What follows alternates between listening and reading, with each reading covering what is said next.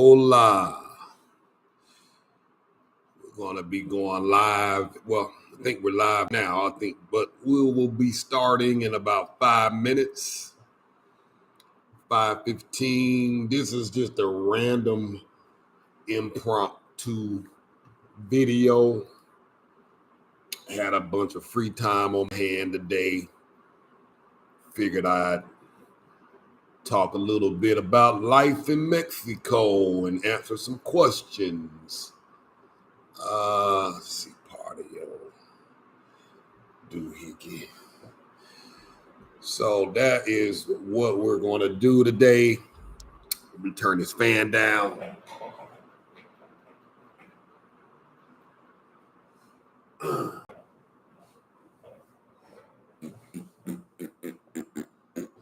Hola, hola. Hey, got a few minutes before we start. We're going to just have a little chit chat. Nothing important. Can y'all hear me pretty well? So there's a couple of y'all in here. Just want to know if y'all hear me. Awesome. So we're going to start in about 5 minutes. Let me send out a quick email. Good. Glad y'all can hear. So today we're just going to really talk about a day in the life of living in Mexico as a foreigner, the joys and challenges of calling Merida home. And it does come with its joys, and it certainly comes with its challenges. But overall, life in Mexico has been wonderful for us. While I can complain about some things, I was complaining in the United States, so it don't even matter. More pros than cons, and this is a good life. I tell you, a lot of the stigma associated with Mexico is just not true. Some of it's true, of course. I mean, like the United States, there are great areas to live and be safe and raise a family. And there are many parts of Mexico that you can raise a family safely and retire safely. And not much crime, no more than the States. Somebody says Merida is expensive. Yes, it is getting more and more expensive. But I would say it's still cheaper than the United States. I found a lady the other day, a 2-bedroom apartment for like $350 a month and furnished. Same thing in the United States, it easily go for $1,000. So in some regards, it's very, you have plenty of places and options to find a cheaper place here in Merida. And keep in mind, while Merida is expensive, there are many other parts of Mexico where it is significantly cheaper to live and safe. And, that's the thing I try and get people to understand, that you got to do your research. So while it may be expensive here, and while it is expensive, there are other parts of the country where you can still get a lot more for your money. Just looking at some of the comments, there are 5 to 6 content creators that I follow that have left Merida. Merida is difficult. I ain't gonna lie, it's hard to stay here in Merida because you got so many factors. You got that heat. The heat can be unbearable. It can be intolerable. That heat, there is no downplaying that heat, and a lot of folks leave because that heat ain't no joke. There's no downplaying that at all. I had a lady here maybe about a month and a half ago. This was her second visit, and older lady. She came down, paid a deposit on the place, and right before the day before, actually, the day of the contract signing, she called and said, "Hey, I need to back out. I'm going back home. This humidity, because right now we're in rainy season." She said, "This humidity is causing my body severe inflammation." And so she had to go. She lost her deposit, which is insignificant. You know what I mean? She only put up one deposit. The rest of the money was going to be paid that day. Um, but she had to go. She was fine with the heat, and the heat is a different thing during the first part of the year. But then the rainy season comes, you're dealing with heat and humidity. That could be another issue for other folks. And so the humidity is what got her, caused her to be inflamed all over her body, her legs, her knees, and she had to go. So there are a variety of reasons why people will leave. And that heat is a big one. It's a big one. The other reason why folks take off and leave out of here, that language barrier, the real thing. And it's rough, especially when you're used to being so independent, because now it's like you're starting over as a child, learning how to speak, learning how to talk.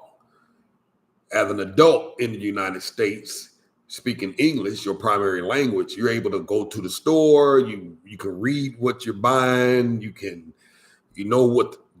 go to the grocery store. You know what the items are. Oh, this is salt. This is pepper. But when you get here, you start over from scratch. It's like you can't read. You're almost. I mean, you really are illiterate because you can't read the stuff that's on the shelves. You can't read the signs. You can't read the menus. You can't read nothing. So you are illiterate, for lack of a better word. I remember when we moved to Colombia for the first time, and we went out to get something to eat. The first night we were there. The second night we arrived late at night, like 1 a.m. So the next day we went out in the evening time, went to the mall to try and order some food because we figured that was the easiest place to go. And wife broke down, started crying because she couldn't order a hamburger. And it's serious, man, when you in the thick of this thing and you trying to just do the very basic things, the very basic stuff, ordering a hamburger, ordering a bottle of water, trying to go to the pharmacy to get some medicine, and you're trying to communicate what you want, going to the doctor and trying to explain to them what the issues are that you're having. And when you can't communicate, I mean, you get all these emotions, this overwhelm start to hit you. And see, this is the stuff that people don't like to talk about. It's fun watching these videos on YouTube, people living their best life.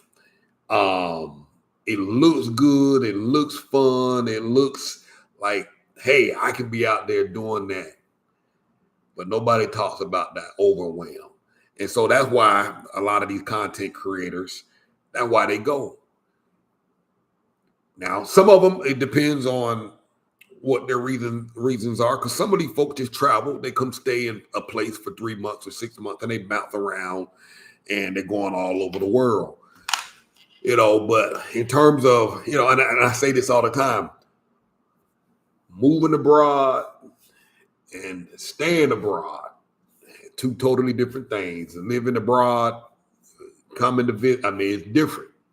It's a whole nother mindset and a whole nother way of life to actually live here, and not just here, but live in a foreign place versus just coming out here for a vacation. Anybody can come out here for a vacation for 7 and 10 days, but trying to stick around for 7 months, 7 years, 7 decades, that's a whole nother level of skill, whole nother mindset, and you got to kind of have your act together. Yeah. So I'm just browsing through some of these comments. It sounding better. Yes. Oh man, good. That cold, boy. I had a bad cold. That thing had me gone. It was rough the last couple of nights just trying to sleep. Last night was one of the first nights I got a full rest. Woke up at 11 o'clock this morning. I think it was 11 o'clock. So yeah, I'm finally got some. I got some rest and whatnot. There are many options in Merida. It just depends on what you are looking for, and that's a good thing. Absolutely, Sylvia said it just right. There's options. You got options. I think one of the problems many people tend to make is they're trying to live where everybody else lives. They're trying to live in these extravagant places where it's unnecessary. But sometimes when you see a place and it's like, oh, it's $700. In the States, it would be $2,000. So people, oftentimes gravitate and jump on that because it's such a great deal, where in reality, it could have found the same place somewhere else on the other side of town for $400 a month. And so, and it's not even necessarily just about trying to stay in a modern, fancy place. I mean, you just got to take your time, do your research, and really, at the end of the day, know what your budgets are. Knowing these numbers before you even get here will save you a lot of headache. I have moved around here 3 or 4 times, and it costs a lot of money each time you move. So my suggestion would be to other people when they get ready to make this transition, take your time, find a place that you want to be in, and sit tight. I have a severe level of ADD.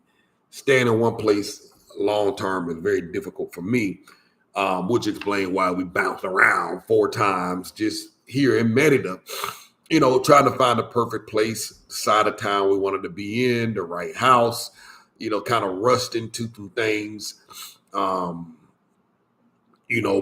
it can get expensive bouncing around. So until a person is ready to buy, find the place, sit tight, be still, and you're gonna be okay.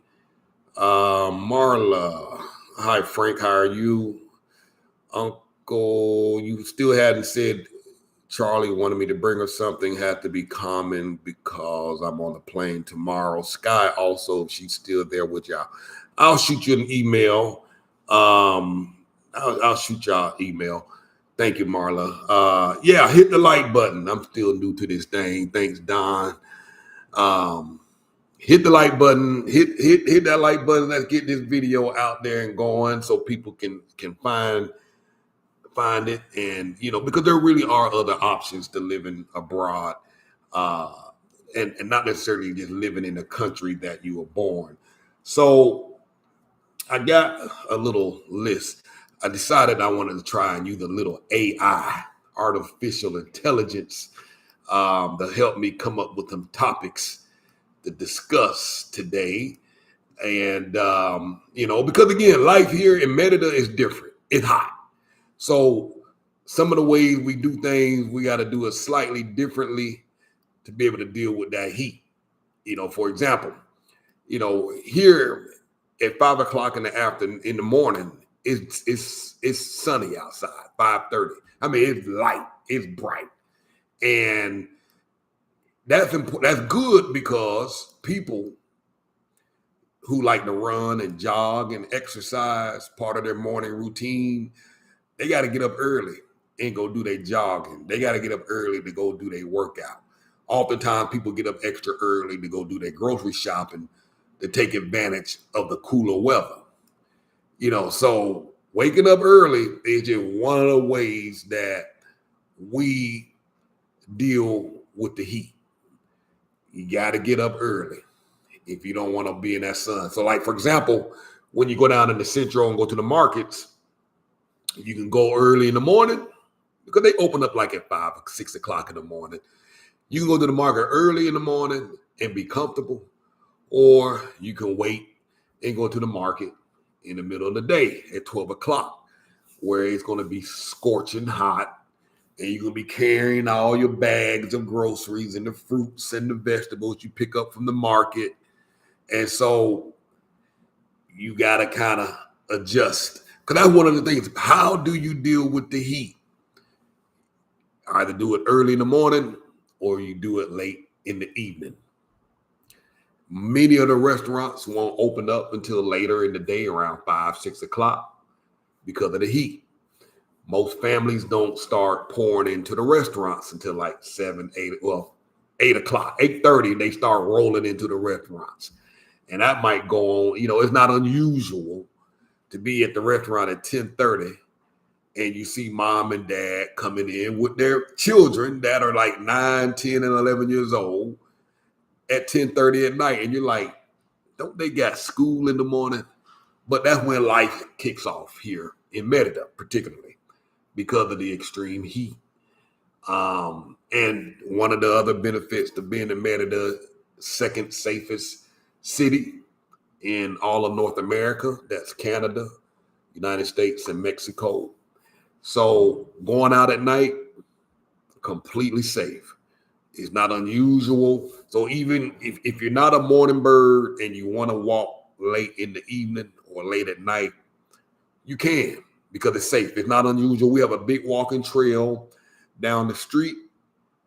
It's not unusual to see folks out there walking at 11 o'clock at night, 12 o'clock at night, even down in Central. You know what I mean? So it's you got options. Part of the morning routine, what do you eat here? They don't have no Waffle House like they do in the States. They do have an IHOP. They have an IHOP.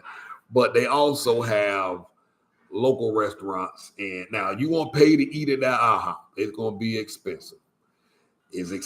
Generally, when you're dealing with either American chains or American brands, foreign brands, it's going to cost you a lot of money. So ideally, what you want to do is figure out from the locals, hey, where do y'all go eat? And go eat. Food's generally much cheaper. And when you're used to eating Waffle House, there's just no comparison. I can't even, there's no comparison. You know what I mean? There are a couple of places. There's a Brazilian restaurant that I go to in the morning time. They have a brunch, and they will occasionally have waffles and pancakes and scrambled eggs, almost the way they make it back here in the States. So I'll generally go to that place. It's a buffet. Rancho de Picanha de Rancho, I think is the name of the place. Let me pull it up. I'll type it in the comments. And if y'all have any questions, feel free to put your questions in the chat. And I'm gonna type in the name of that restaurante. Child, you trying to they see you crawling on the floor. Really? They see your whole body crawling across the floor. This joker here, but this is what I got for kids. How you gonna slip and slide? I can't. This is what I deal with 7 days a week, calling themselves being clever. But as I was saying, but when you move here, you gotta be willing to try eating the local food. And there is a variety of food options available. I don't think it's possible for someone to come here and go through all the different options, the foods, the restaurants, the food trucks. I don't think anybody can go through all that in 2 years. It's so many. So if you like to eat, you got options. They got so many restaurants all around Central. It's just unbelievable. And many of the places, they got many breakfast options. So again, I would say if you're living here, join some of the local Facebook groups and just post and ask people about some breakfast options. And if you're looking for special cuisine like Indian or Jamaican food, again, post in the Facebook groups, because there's a bunch of Facebook groups, particularly some expat Facebook groups. And what you also want to do is whatever neighborhood you live in, like right now we live in Concal. So inside of the Facebook groups, you can just do a search that says Concal neighborhoods or vecinos. That's the actual word. Just type in Concal neighborhoods, and it'll bring up all the neighborhoods, the Facebook groups in the Concal area. And what happened, I wish I could actually show y'all.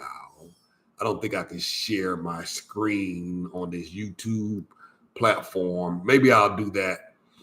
I'll make a video and I'll post that in our VIP group at Move Abroad and Thrive. Because what happens inside of these Facebook groups in the neighborhoods that you live in, you're going to find so many deals, food options. You're going to find things that you would not find on your own. So, for example, I sure wish I could share my screen. I'm going to see if there's a way.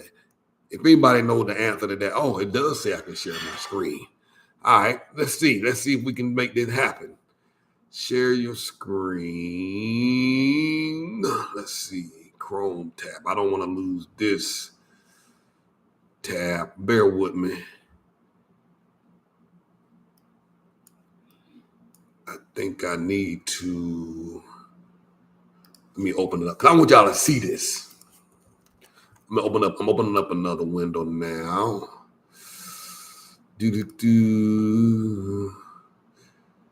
Concal. Bear with me. This can be a game changer for a lot of y'all. It's about making life easy. All right, let's see if this works. Share. All right. Are y'all able to see that screen? Yeah, I like that. Okay. Learned something new. I need to do these lives more often. All right. Can y'all still hear me? Can y'all hear me? Just making sure. All right. Good. All right. So the name of this group is Everything Concal. Let me translate that for sure. Let all Concal know. That's what that says. Let all of Concal know. And this group is 25,000 members. So when you join a local group, and every single neighborhood has a group. So if you live in Cholula, there's a group for Cholula. If you live in Chicxulub, there's a group for Chicxulub. If you live in Montes de Amay, Montebello, Macro Plaza, any of those groups, there's a group for you. So in the Concal group, these are people who typically live in Concal, right here in my neighborhood. So they'll post stuff, they'll sell stuff. If you need somebody to paint your house, you can come in here and type it in and say, hey, I need somebody to paint my house. Give me some quotes or whatever. Hey, I need somebody to clean my pool. And then they're going to bring up all the folks. People will start posting. Now, around 5, 6 o'clock, which is about now, what we'll see is people, person lost their cat out here in Concal. Around 5, 6 o'clock, you'll start seeing feeds of all these different restaurants, mom and pops, all kinds of food like this right here. Somebody just posted this 27 minutes ago. Barbecue beef. I bought some of this yesterday, actually, and it was dynamite. So all the different cooks, they'll start posting their stuff in this group. Look at that. And guess what? 95% of these folks, they deliver. So what this is saying here, I'm gonna translate it to English. And of course, it's not changing the English. Let me see. I might have. I don't want to mess up the feed. English. All right, here we go. Good afternoon, beautiful people. Today we offer you again a delicious mix of ceviche, octopus, fish, and shrimp. Where did it go? Let me find it. It disappeared. 120 pesos. That's like $6. They were selling this ceviche. Let me find another one. I know I'm scrolling through fast. I'm trying to find the one out. Here we go. So 120 pesos, which is like $6. Let me see if I can change the language again. Why do they keep disappearing? So anyhow, I won't click that more button. But they will deliver it to your house. And if you live in Concau, it's going to be free. Here it is again. I'm not going to click on it. But it's generally, look at that. Avocado, shrimp, ceviche, chips, and they give you large portions, probably enough to feed 3 people for $6. You get enough. So at 5 o'clock and 6 o'clock in the afternoon, all this food start popping up. These drinks, look at that. They got all these types of drinks. So if you already live here, type in the name of your neighborhood inside the groups. I'm just scrolling through until something else pop up. Look at that. And the stuff be cheap. Whatever you need done at your house, you can get somebody. You can come here and post it. If you're trying to get the real local price, you go inside your local group and you post there and ask for stuff there. Now you gotta use it. You gotta use Spanish. I'm gonna see if you can see this. Let me see what screen is showing. Let me flip.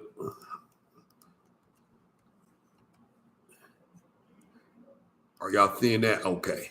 So, like, if you want to know, these are little tricks you use. So this is Google Translate. You can just type in translate.google.com into your browser and it'll bring up this window. This is English on this side and Spanish on this side. Does anybody have a washing machine for sale? You come over here and you copy that. We'll go back to the groups. Bear with me. I didn't plan on doing this, so I'm kind of all over the place. But you come back to the group that you're in and you just post it and hit post. I'm not going to hit it because I'm not looking for a washing machine. But anybody in that area that have washing machines in your town, they will respond back. And they will be like, yes, I can sell you a washing machine and I will bring it to your house. Or if you need your washing machine fixed, yes, I can come fix your washing machine. Or yes, I can come clean your pool. Or yes, I can come build you some closets in your bedroom. Or yes, I can come pick up all that trash out your house and haul it off. You go to the individual group in your town and you can get all this stuff done. Hey, I need somebody who can come clean my house. I have 3 bedrooms, 2 baths, blah, blah, blah, posted in the group. Now, this applies to, let me jump back. So I'm up here now in the search group section. Let's say you live in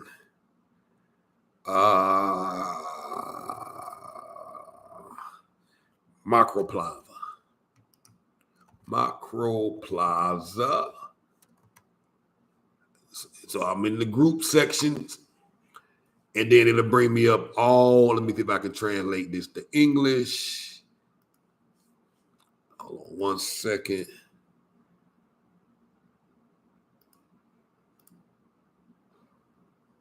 Come on, English. Come on, English. Now it's tripping today. All right. So, Macroplaza. They bring up everything now in English. Macroplaza. So it's just kind of buying and selling. So if you got something you want to sell, you can post it in the group. In this particular group, you can join this group. Residents of Polygon 108, surroundings of Macroplaza. Merida Macroplaza Market. So all of these super mattresses in Macroplaza. So all of the foreigners living in Merida. Sales and purchases of all Merida. Plus, it'll start to bring up other groups in the nearby neighborhood. So neighbors from the Maya. So there's a neighborhood called Colonia Maya. Everything related to Merida. Los Pinos, that's another neighborhood, like Concal, the neighborhood. Los Pinos is a neighborhood. You can join that group. And again, you can post. You can find a dentist. Hey, anybody recommend a dentist? Then everybody will post all the dentists that they recommend in that area. Need some dentures. Look at that. I mean, they do all of that. So, and don't just focus on your group in Concal, because like I live in Concal, but there's also, I live next to Cholula. I also live near Motul. I live very close to Macroplaza. I live close to Los Pinos. So I join all them groups. And look at this. Now, when you start buying in the group, because everybody in your neighborhood, they selling food. This is where you start buying. I'm talking about like a big giant pizza, like 18 inches. You start finding a pizza there for like $5, $6. You want some fresh juices? They selling supplements, I'm assuming. You get it on the low when you're dealing with the local groups. You get fresh bread, you get fresh coffee, and all of these people will bring this stuff to your house. Like this person here, they have an event hall. They rented this room and they rent this place out so you can come have your birthday parties, anniversaries, events, whatever you want. So they posting that, hey, you can rent this place out. And let me see if they have a price on here. And it's normally cheap. You imagine renting a place out like this for like $45 for the day. And if you don't need it for the whole day, you can just get it for a couple of hours. This person here is offering, they say, hey, we'll come to your house and we'll give you.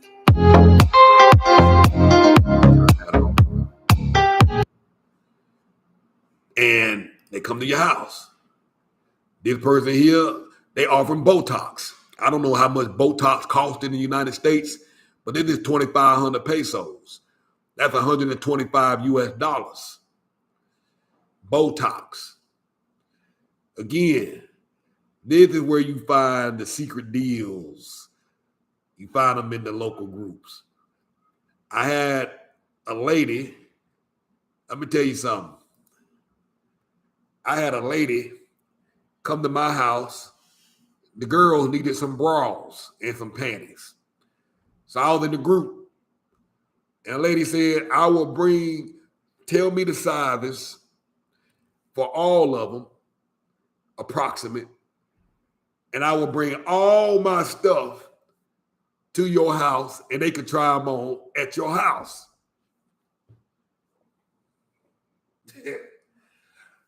That's what Mexico is doing for you.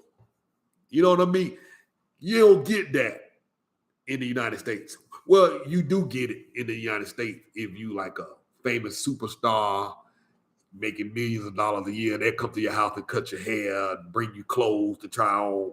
But you don't got to be rich to do that. It's free. And you know what they say? They always say, without commitment. Meaning, I will bring all my stuff to your house for you to try it on, and you don't have to buy nothing. There's no commitment. And you find them type of things in the groups. So look at this. These folks will come pick up your stuff.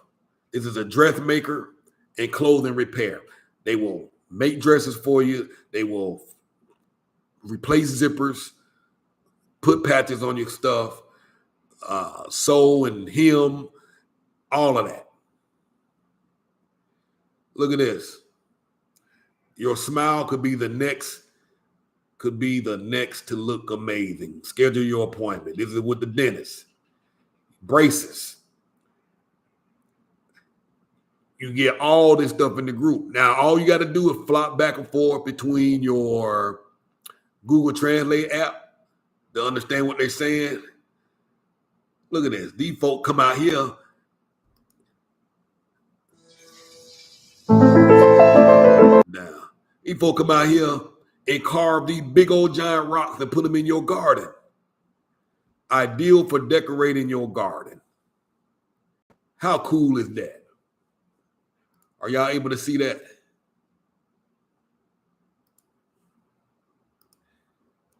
So I'm just scrolling through.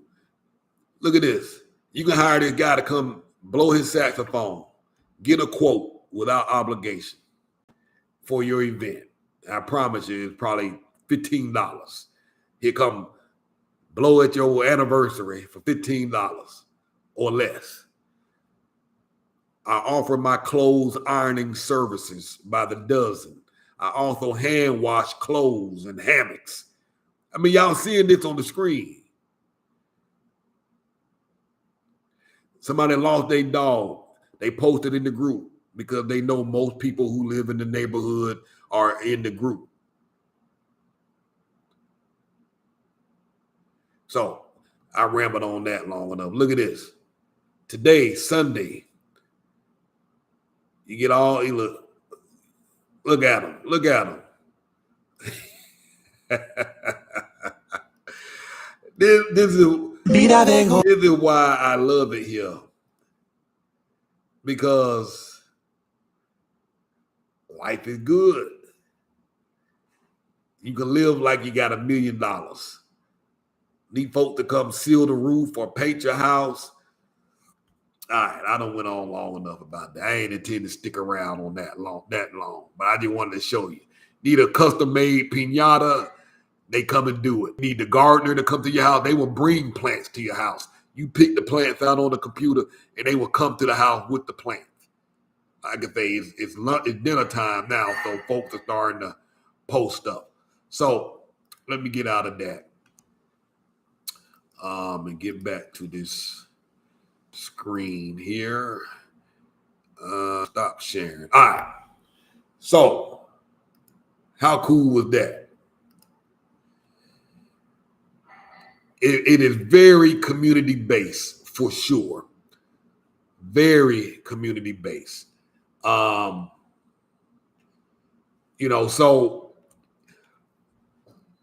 quality of life is great. Like I say, there's some pros and there's some cons. There's some things you're going to have to give up.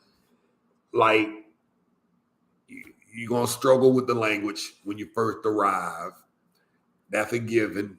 It's going to be difficult. It's going to be challenging. It's going to be stressful. It's going to be overwhelming.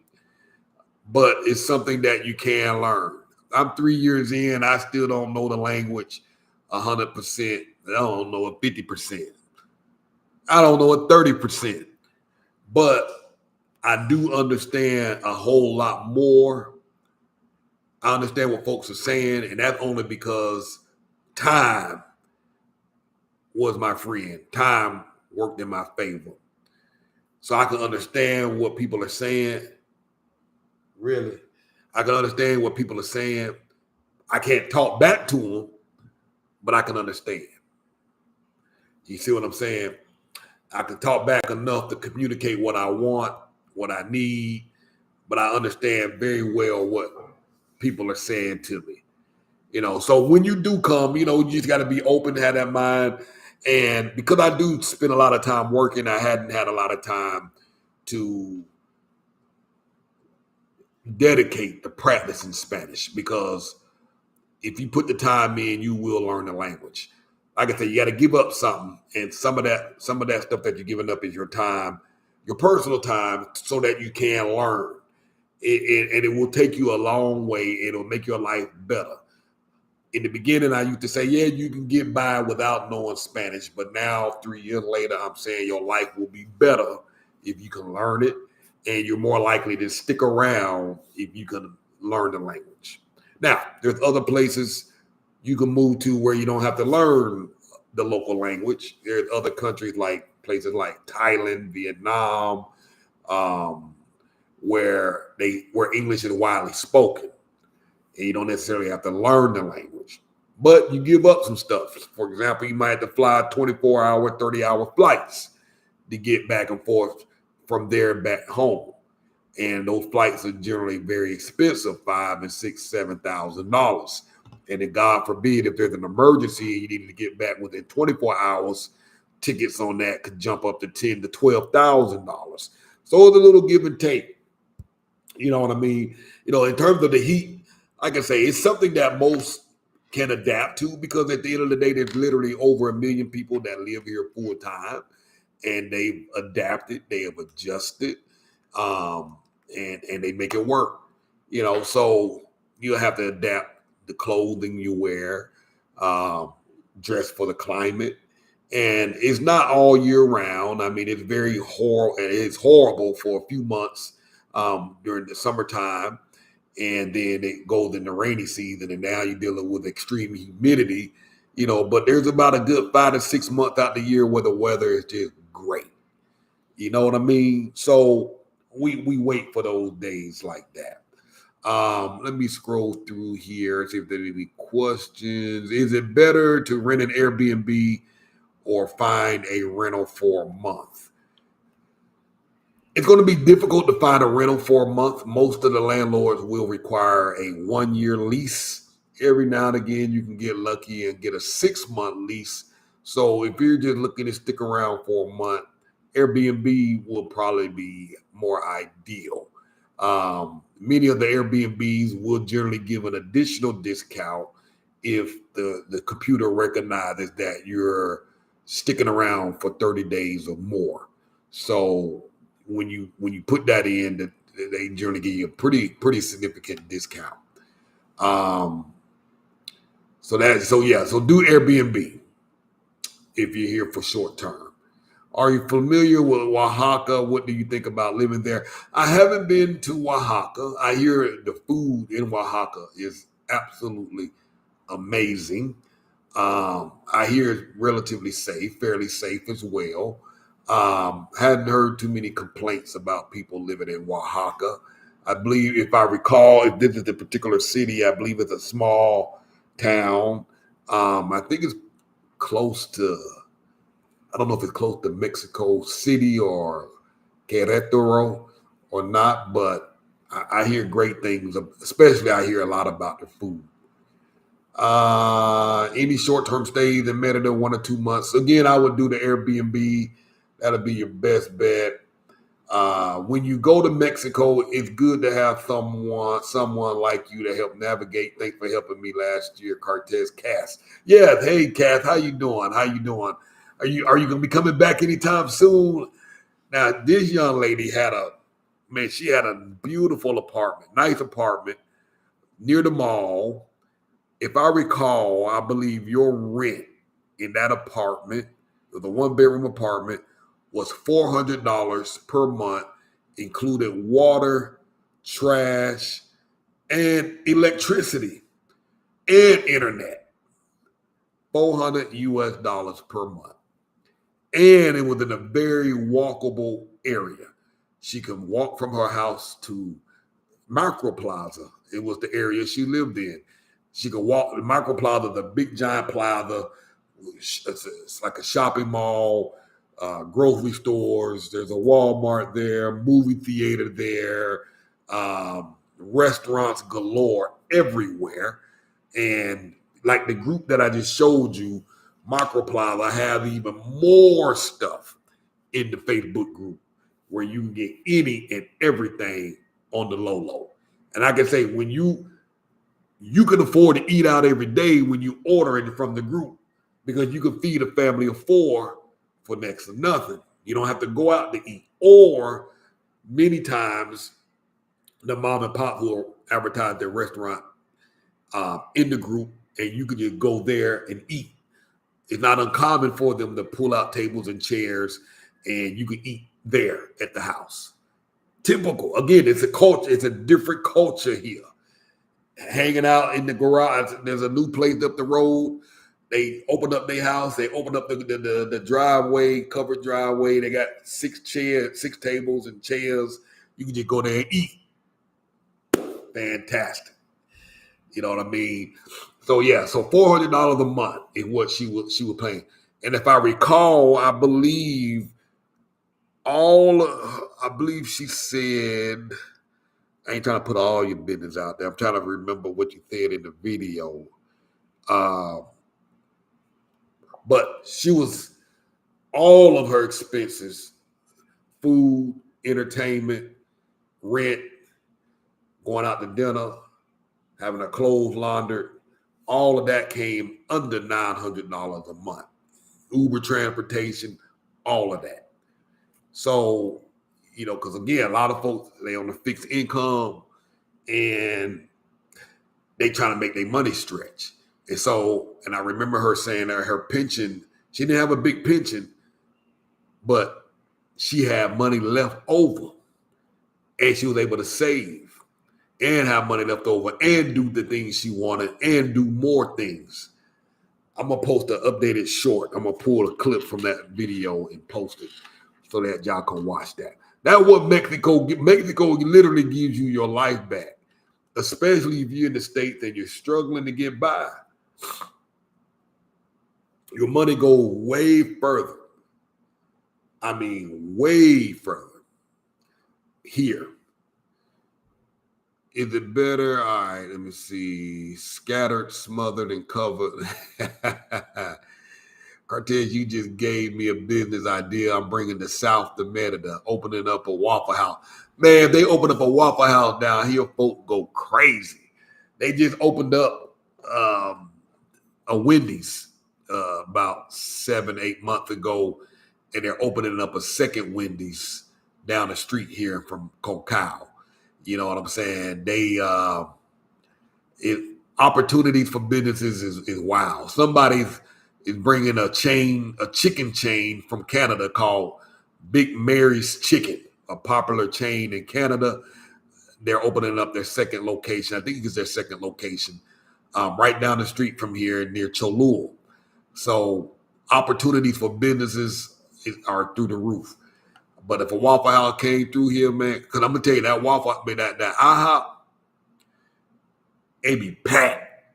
You can't even get in that thing during the morning time, especially on a Saturday and Sunday. Please, yeah, hit the like button if y'all finding any value from this thing, y'all. Hit the like button. Trying to get this information out to as many people as possible. And thank you, Cortez, for providing information on Mexico. This is outrageous. It's very community-based. Cortez, your videos have shown that we must go to Merida and adapt, not go there to change Merida. Absolutely. Because when immigrants come to the U.S., people want the immigrants to adapt. Absolutely. I mean, that's the way it is. And the people that generally come here and try and change stuff, man, I'm gonna tell you something. Them the ones that end up rolling up out of here because they can't handle it. Merida ain't gonna change. Nah, it is what it is. Now, Merida is a big tourist destination, not necessarily for foreigners from abroad, although that's the case, but more so for Mexicans from other states. So they ain't trying to learn English out here. The businesses ain't, because the vast majority of the tourists that are rolling in are other Mexicans from other states in Mexico or Spanish-speaking folk from other Latin American countries. It's not enough of us English-speaking folks coming here for them to adapt and change. And they ain't trying to change. No. You will die before Merida change. And that's just what it is. They ain't trying to learn no English, but it's incumbent upon you to try and learn some Spanish if you want to try and make it. Because again, their demographic of people that they're serving and the people that are coming in here spending the money are other Spanish speakers. Ain't enough of us for them to make a change like that. You see what I'm saying? Much respect to you, Cortez. Thank you, Geechee Dan. Please serve some bubble waffles. You know what I mean?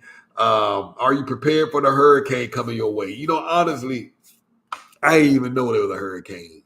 My daughter just sent me a message right before I got on here saying, Daddy, there's a hurricane alert. We got a weather alert. I probably need to look at it. I just asked her, I said, what time? She said, it starts at 9, the alert. So I'll look at it. We got plenty of food, plenty of water. You know what I'm saying? And so I don't think it's going to be bad. If it was going to be bad, I would have heard about it before now from other folks. So hopefully we make it through. Hopefully it ain't an issue. I thought it was going to Florida, which I guess they got to pass through here to a degree to get there. How you doing, Julia? Where did you get your sofa, and is it comfortable? I find most of the furniture is not very durable. I agree. Many of the furniture places here ain't durable at all. I found a furniture maker in the groups, in the Facebook groups. That's where I found them. They custom make the furniture. They will make it whatever color you want. Let me slide over. Let me clear some of that stuff out the way.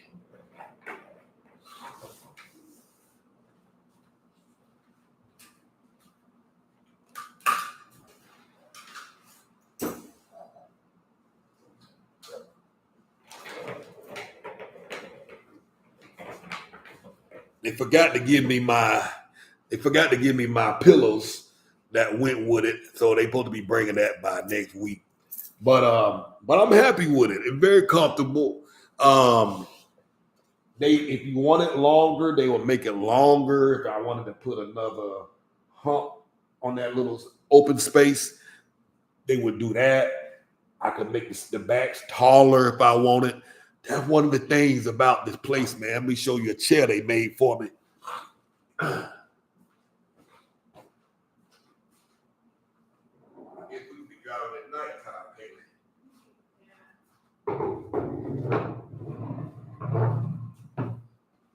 Let's see if y'all can see this.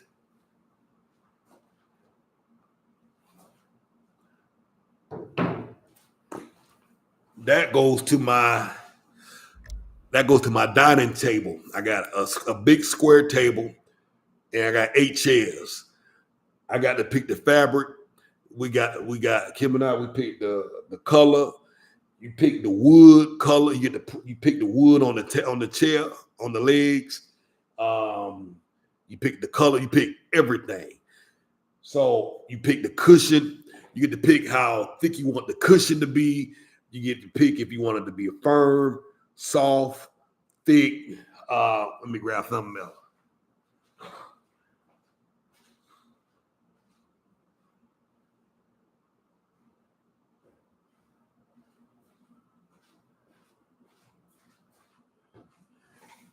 So you get to pick all of that. So these pillows here, because we have a gray sofa, a silver felt material like this sofa. So because the dining room tables, the chairs are this color, we put this color pillows on the sofa so it can kind of cross and match. So you get to pick all of that. And so when we had a table made, and I'll make another video of that one day, we picked the wood type, the base. We got the base made the way we want it to be made. And it took them 25 days to make the dining room table and 8 chairs. So that was, and then the sofa in there, I think I can't remember what I paid for my sofa. I think I paid like $450. And they made that in 12 days. Beautiful sofa. Very comfortable. And again, you pick the wood on the legs. They made the kids beds. I wish I could show you their beds. They made the kids beds. I got them queen beds. We got a king. They made the base. So you can spend as little or as much as you want, and they deliver. They did it. They deliver. I'm putting up different words around the house. I understand that. I understand the language barrier. Yeah, that's a good idea. Because a lot of these words, as you start learning one, then another word builds up off of the other. Like putting little sticky notes and writing out the word. And that's a good exercise. I'm glad you brought that up. Because you could, like the word table in Spanish is mesa. So if you get a little sticky or a piece of paper or cardboard and you put that on the table, every day you walk by, you say it, mesa. Put something on the refrigerator. You put a note on the door, the TV, the wall, the floor, the lights, luz, L-U-Z, luz, for light. And you will hear these words again in Spanish: chair, desk, bathroom. And then all the words, they start merging together. Donde está el baño? Where's the bathroom? That one you will learn pretty quick. Because that'd be the one you be saying a lot when you're out in public. So little tips like that, yes, it helps. It definitely helps. It will intensify to a category 5 just off progresso. Damn, I need to look at that. Because if it's going to be like that, we'll feel that up here. Let me see what the heck going on. I might have to get off of this thing. Let's see. Let me look. I'm sorry. Yucatan Peninsula back on storm watch. Let's see. Now, although we are in the Yucatan Peninsula, we live in the Yucatan state, and we're within the Yucatan Peninsula. I'm just curious how close it will get. Cookie is saying it's going to be off of Progresso. Let me see. Yucatan Peninsula back on storm watch, and Milton forecast the path over Cancun as a category 3. Blah, blah, blah, blah. So I'll look into that in a moment. Again, let me go back. I'm going to pull this up.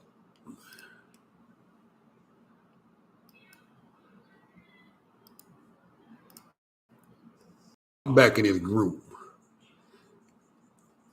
I've been thought these groups all day. I guess I ain't too worried about it, because if it was a concern, they'd be talking about it up in this group. You see what I mean? Because that's what they did at the last time the hurricane came through. They were up in this thing talking. Now I'm gonna go to a Cancun group.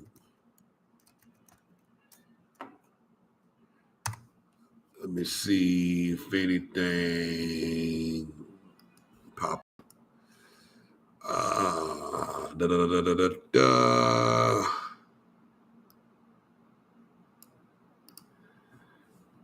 All right. So I'm inside this Cancun group. I'm just looking to see if there's any chatter Not a lot of chatter. And that could be a bad group. So, but I'll look into it. I'm gonna get off a little earlier so I can just make sure that we're on the up and up. But I'll check that out. Did you ever get that generator? I haven't. Now I've been thinking about it. Haley told me that the storm, we got a warning watch, and I'm like, I should have did. I'm a huge procrastinator. So I didn't get it. But I most likely will get it this week because we've been having some pretty active hurricanes out there in these oceans for the last couple of months. So I'm gonna get that resolved. Where is the Chedraui you visited in your last video? That one is actually in Macro Plaza.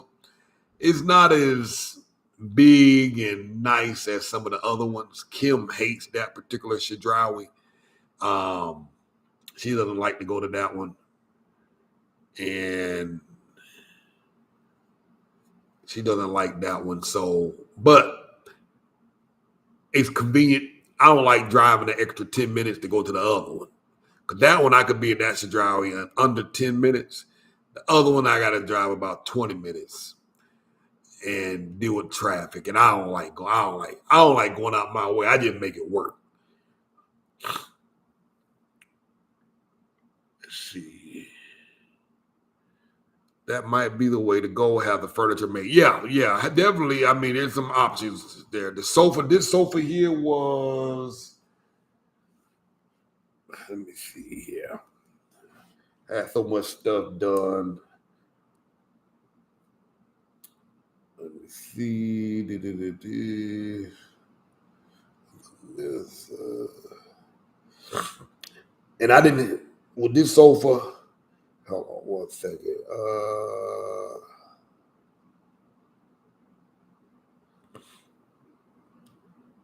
It's supposed to be blade. That sofa,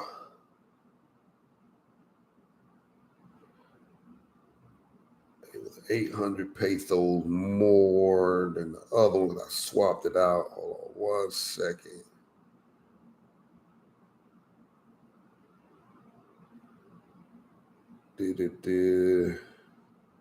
I'm sorry, y'all.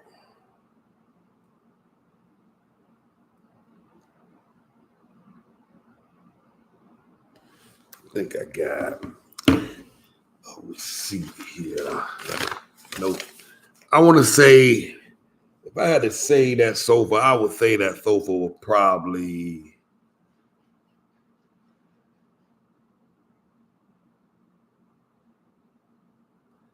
I'm gonna go out on a limb and say probably about 450 or 500, and that's what all the, you pick the fabric, you pick the, they got hooks on the side so they can catch on to the chase, and there was a couple of pillows that went wooded. When I get the actual price, I'll post it online. Wait, Cookie, what? I thought what was coming to Mexico was just a tropical storm. That's what I thought. Let's see. Reed Timmer on YouTube did an update 2 hours ago. We can't see. Screen is black. Is my screen still black? Okay. Can y'all see? Are you able to see the screen? Somebody's telling me the screen is black. The hurricane will go from a category 3 to a category 4 when it passes about 150 miles north of Merida. Okay, so I look like that's going to be a far, based on what Owen is saying, it's not going to be so close. So I think we'll be good. We'll probably have some heavy rain.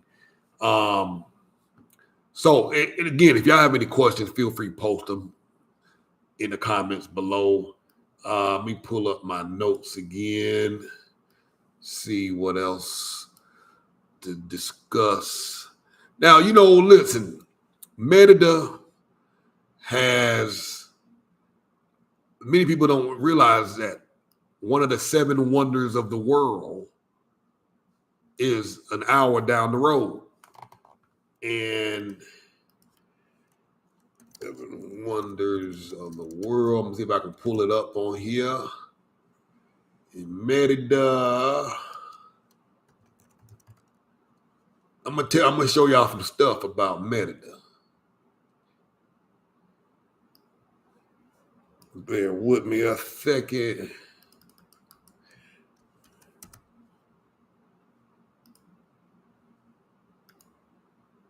So we have, I'm gonna share my screen again.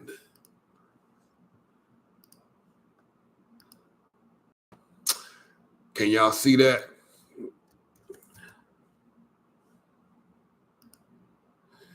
All right. So Chichen Itza. The word right here. Let me write it in the comment. Is, I just put in the comment, that's one of the seven wonders of the world. Right here, right outside of Merida. I'm talking about literally 5 minutes. This is one of the seven wonders of the world. You got these Mayan ruins, these pyramids, and this is in the backyard of Merida. 45 minutes away. All of this. So there's so many things to do here, and not to mention the close proximity to Cancun, Tulum, Playa del Carmen. You got all this stuff. I mean, you literally got a history in your backyard. You know what I mean? This is.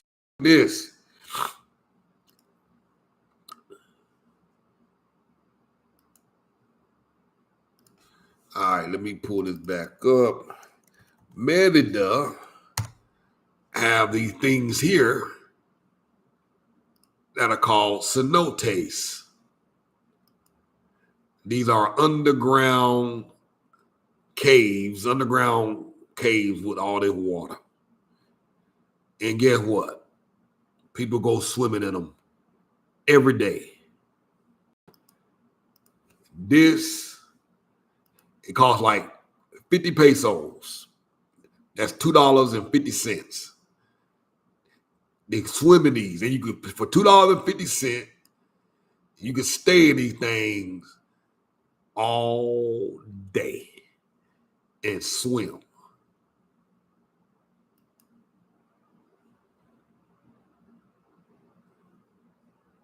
Ain't that crazy? And they have hundreds of them. Hundreds of these.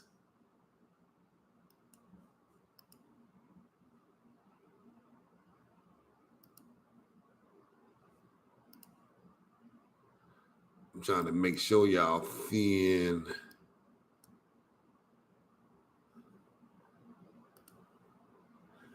Trying to open this up wider.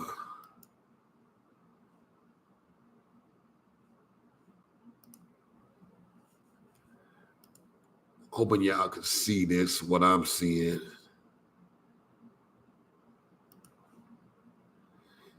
So this is your backyard.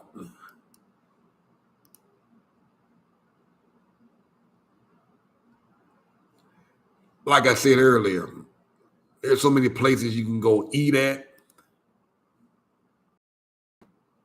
So many places you can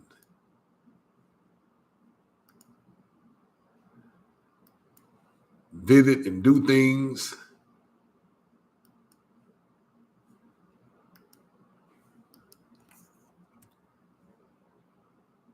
Let me.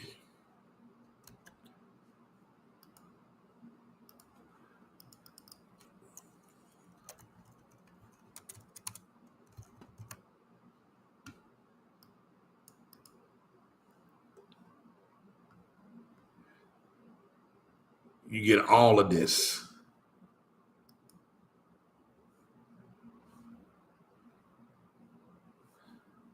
And that's, like I said, that's your backyard. So $2.50, you can go out there. And a lot of these places have restaurants on site. You can they have picnic tables where you can just eat and just chill the whole day. Many of these places, 30 to 45 minutes outside of Merida.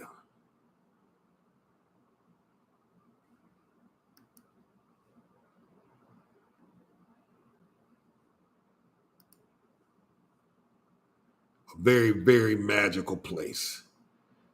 And then we got all these little beach towns nearby.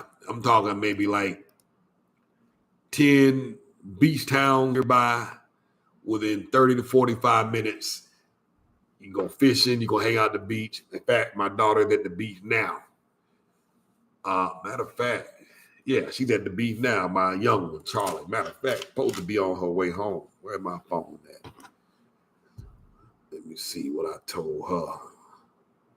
Gotta check on these jokers, man. Oh, I told her she need to be on her way back home at 7. Oh, all right, so she got 30 minutes. But that's how St. Merida's at. This is how St. Merida is. She out here at the beach with a friend. Both of them hanging out. They left about 12 o'clock and been at the beach. They got these beach clubs. Yeah, let me talk about that. So they got these little beach clubs.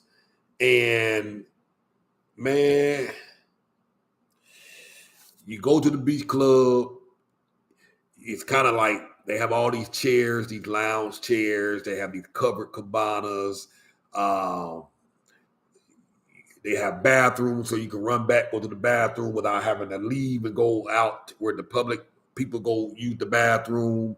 You have Wi-Fi connection out there.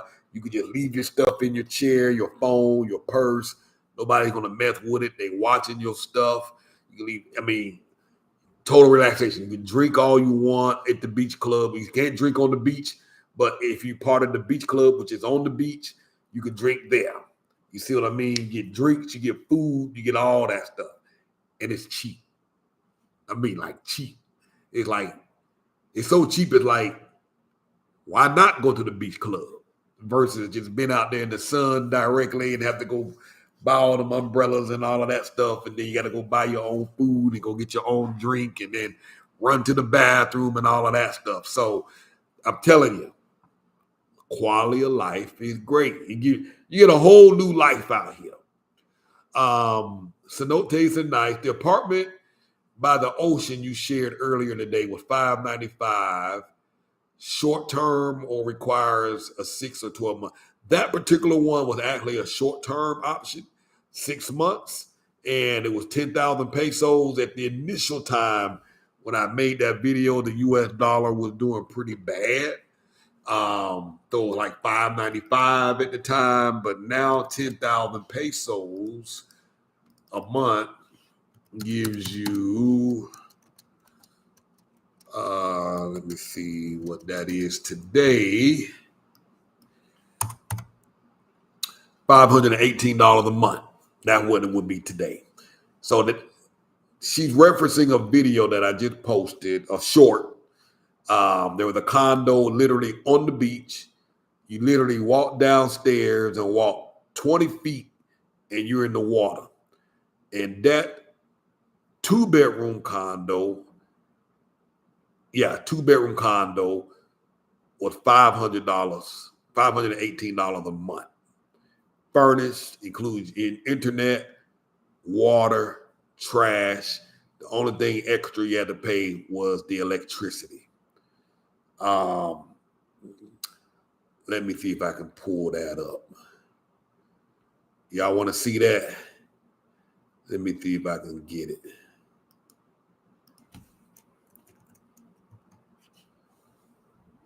Bear with me.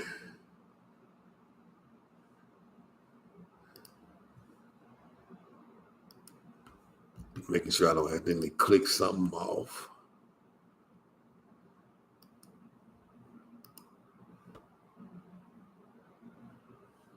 It was this video.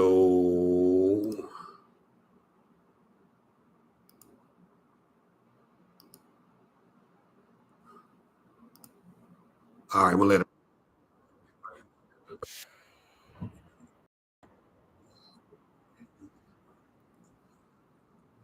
Oh, it's not playing. Hold on 1 second.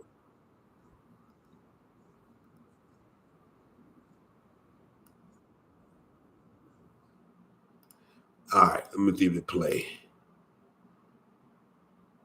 That's your unit right there on the 3rd floor.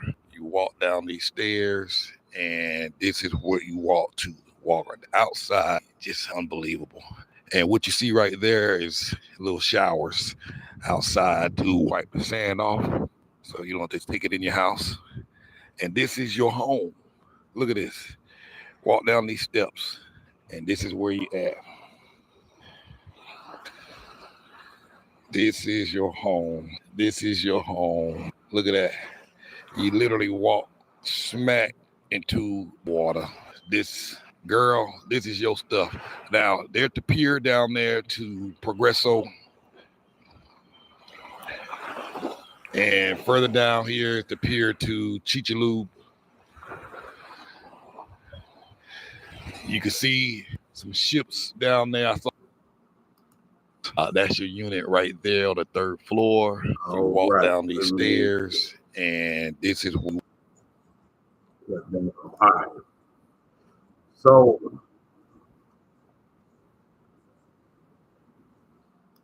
that place, $518 a month right now. So that was a short-term rental. Like you can find them. They happen. And that was literally on the water for $518 a month for today's currency exchange. 2 bedrooms. And if you paid 6 months up front, he gave you another discount on top of that. So a lady hired me. She was looking for a place to live on the beach. I didn't think we were going to find something that price, that close to the water. She was willing to be 2 blocks away from the beach. And she had a budget of $1,200, I believe it was, $1,200 US. And so when we came across that one for $500, it was crazy, man. It's ridiculous. I was like, damn, I didn't think it was gonna get like that low and that close to the water. So whatever y'all need, if y'all looking for something specific, I can find it.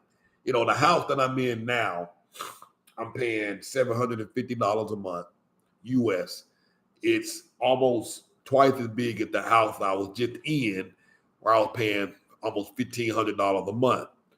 So I was able to cut this down in half and get a place that's bigger, more room, more space, bigger yard, bigger pool, brand new house, first one to live in this thing. You know what I mean? So options are out there, deals are out there. We had a young lady that just left here. She found some land here in Concal. She's going to be building her own house. I'll be sharing that journey as she's doing the building. There's options out here. There's deals out here. You know what I mean? So you can find what you want. You can definitely find what you want here in Merida and around. I generally recommend people stay outside of the Merida zone because you can generally get some good deals. I put a link down in the comments below. If any of y'all ever want to book a consultation, do that. Like I say, let me know what you're looking for, what you need. I'm happy to go out, take videos of property or videos of rentals or videos of homes you're considering buying. That's a service that we offer. And that video clip that you saw there, that was a clip of me doing an extensive tour of that particular unit. She wanted me to go record. I found it for her, and she's like, okay, I want to look at it more. So she wanted me to go record the inside of the house, the condo, wanted to record how close it was to the beach. And she wanted me to drive up the streets around the corner to see what was nearby the house that she could walk to. What was walkable, what was around the area, what restaurants were there, how far it was from the town, the town of Chichalub. That's the name of that particular beach town. I'll write the name of that town in there. That town was Chichalub. Puerto, not to be confused with Chicxulub Pueblo. Pueblo is a small town that's about 15 minutes. Take you 15 minutes to get from Chicxulub Pueblo to Chicxulub Puerto, which is the beach. So that's an option. So that's something we can do for you as well. Is tell me what you want, I'll find it. You know what I mean? And you don't necessarily need a car. And Cookie, she got some extensive dental work done down here. I made have talked about her experience here in Merida. She got quoted by a dentist in the United States for $2,500 to do some dental work for her in the States. She took that $2,500, came to Mexico, came to Merida. She managed to get an Airbnb for 2 weeks and get the dental work done and went to some of these pyramids. I think she went to the pyramids or some of these Mayan ruins, ate out every day, ate out, all her Uber transportation, all of that for the same $2,500 and got all the dental work done for the same $2,500 that they want to charge her in the United States. You know what I mean? And she's in the comments, if ask her some questions if y'all have questions, you know what I'm saying? And if she may or may not respond, but she's in there now.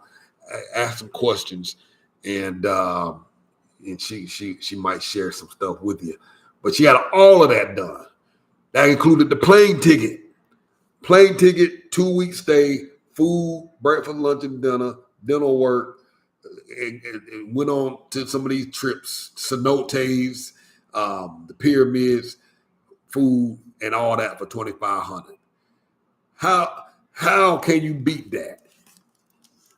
I mean, seriously, they want to get her for $2,500 in the States, and I promise you, they would have got her for the $2,500.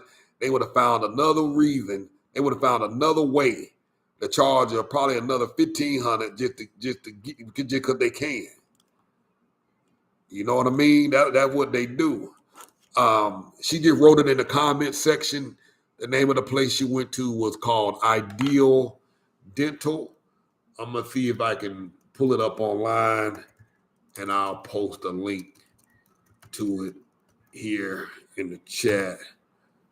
Ideal Dental. Yep, dental clinic in Merida. Yeah, they got all 5-star reviews. So I'm going to post that here.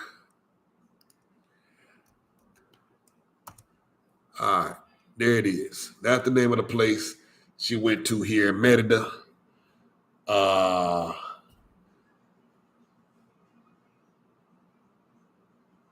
I think that might be their main website. I think once you go there and contact them, you let them know specifically where you're going. Okay, yeah. They got a box on the website. Choose a drop-down menu for Merida. At the top of the website, it'll ask if you wanted to have it in Spanish or English, so choose the English option. And she said they speak English. There you go. What about plastic surgery? Any experience with clients getting a tummy tuck, arm and breast lift? I don't know anybody personally that has gotten it done here, but I know other folks who have gotten it done in other parts of Mexico, like Tijuana. So I do know they do offer services here in Merida.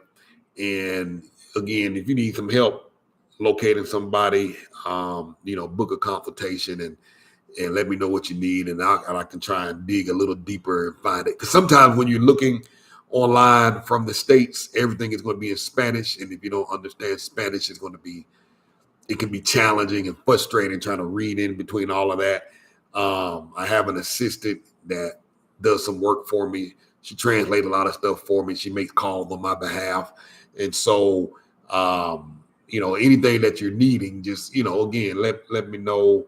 And let me know, and we can try and help you out with that. Let me see something here. So fire away with the questions if you got some. And I'm just looking at my notes here.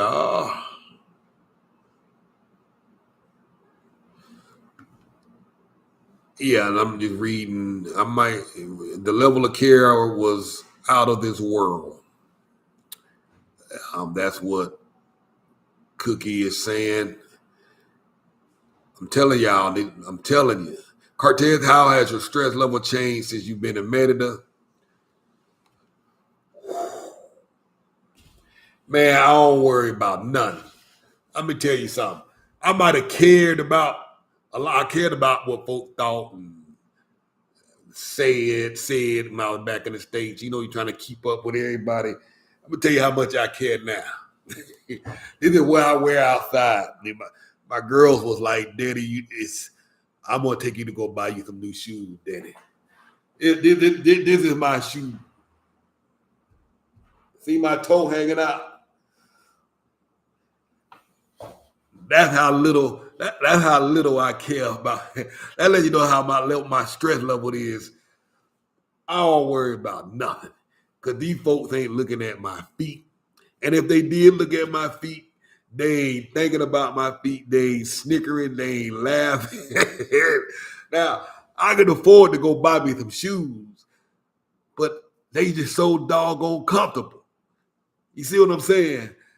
And I don't feel like adjusting to no other shoes right now. You know what I'm saying?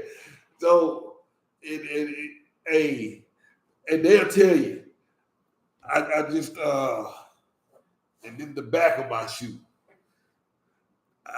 Sometimes I will.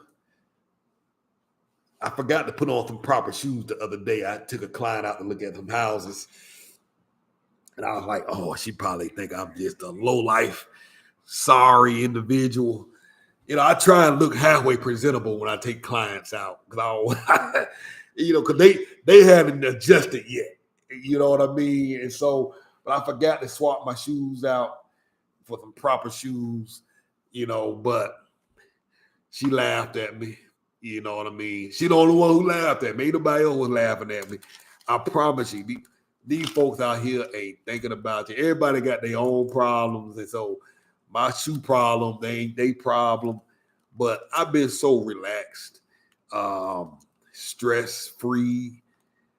Don't worry. Like you say, I didn't even know there was a hurricane coming because I don't watch the news.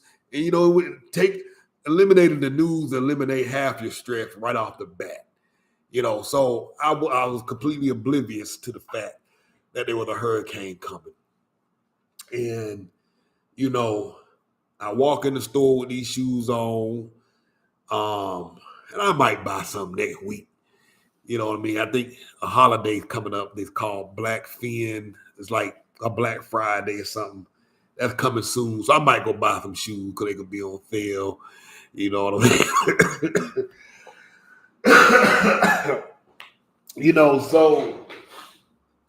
But the only one that'd be embarrassed is my kids about my shoes.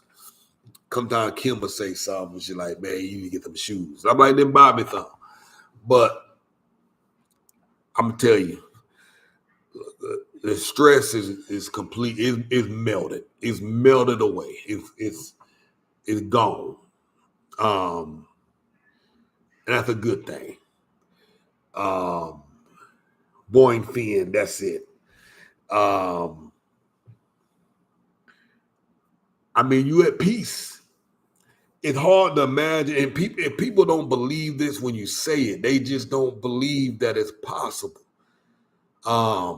Because we've been conditioned to think of Mexico in a certain way, and we've been conditioned to live a certain lifestyle, live a certain way in the States where it's hustle and it's bustle. When I moved into this house, I paid rent for the first time, other than the first initial time I paid to move into the house. I made my next rent payment this past month, 21st of September. And man, giving this lady $750 versus the $1,500 I was giving the other one, I was like, what was I thinking? What was I doing paying all that money? And it just felt so much better and at much, much more relief and ease paying it $750. You see what I'm saying? It's like if something happened and I didn't have the $750, I can come up with the $750. It's easier to come up with $750 than $1,500. So that's another layer of stress that's off your back. This other lady, we found a place for. We were able to negotiate the rent down. I think they wanted $350 a month, $375 a month.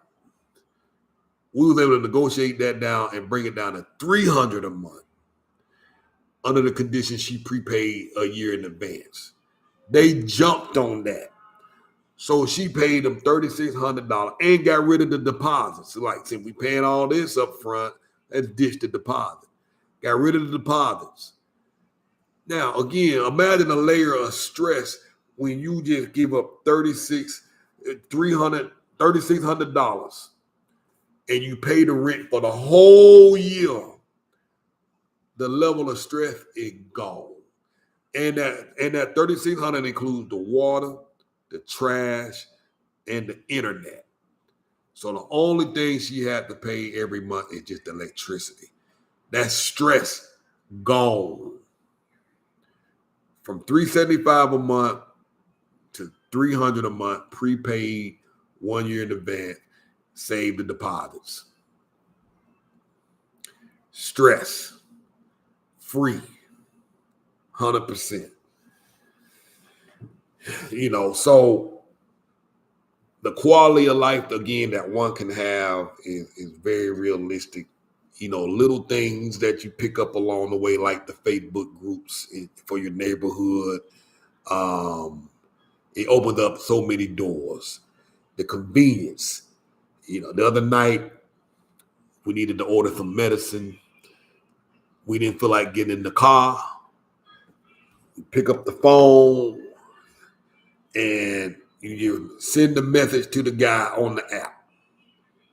You write the guy, let me see. You write the guy in the app and they bring the medicine to your house. Literally. I don't have it on my phone. You just say, hey, I need some metformin, 500 milligrams, extended release. Here's my address. And 30 minutes later, they're at your house. And it's free. They don't charge for delivery, but you tip the guy 50 cents, $1. And they happy. And you happy because you didn't have to go. Right now, while I'm making this video, I can go on my app and say, hey, I want to bring me a Coca-Cola and some cheese puffs. And I'm going to do this one day. I'm going to do it live. And 15 minutes later, they knocking on my door with them doggone cheese puffs and my Coca-Cola, my Diet Coke. Free delivery, but again, you tip the guy 50 cents to $1. You buy your time back. I can pay somebody $20, $25 to come and clean this house, and it will be a deep clean. They will get down here on the baseboards, scrub all of that. They'll get here about 8 in the morning and leave about 2:30, 3 o'clock, $20, $25. So you literally get time back. You get your life back. If you don't want to cook, you can have somebody come cook. You can have them live in your house. Let me tell you something. You literally go in the Facebook group and say, hey, I need somebody to come live in my house. Come here on Monday, leave Saturday afternoon at 12 noon. And for about $150, they will come and live in your house from Monday morning to Saturday afternoon for $150 and do whatever you need them to do. Cook, clean, etc., etc. Now, It's ideal if you say, hey, at 5 o'clock or 6 o'clock, you're done for the rest of the day. You relax and do whatever if you want. You generally got to provide them a room with a bed. Ideally, a room with air conditioning. You want to be humane. Some of the local folks, they don't care. They put them in a room without no bed. They put them in a hammock in a room without any AC. I'm just suggesting you just do a little better. Put them in a nice room with a nice, comfortable bed, air conditioning. Give them the password to the Wi-Fi. Some of these local folk, they won't even give them the Wi-Fi. Won't let them get on the internet. Won't even let them eat at their kitchen table. My thing is, if you can be taking care of my house and taking care of my kids, I want to make sure you're comfortable. And I want to make sure you eat. You know what I'm saying? But not everybody like that. But $150 a week, you can have that.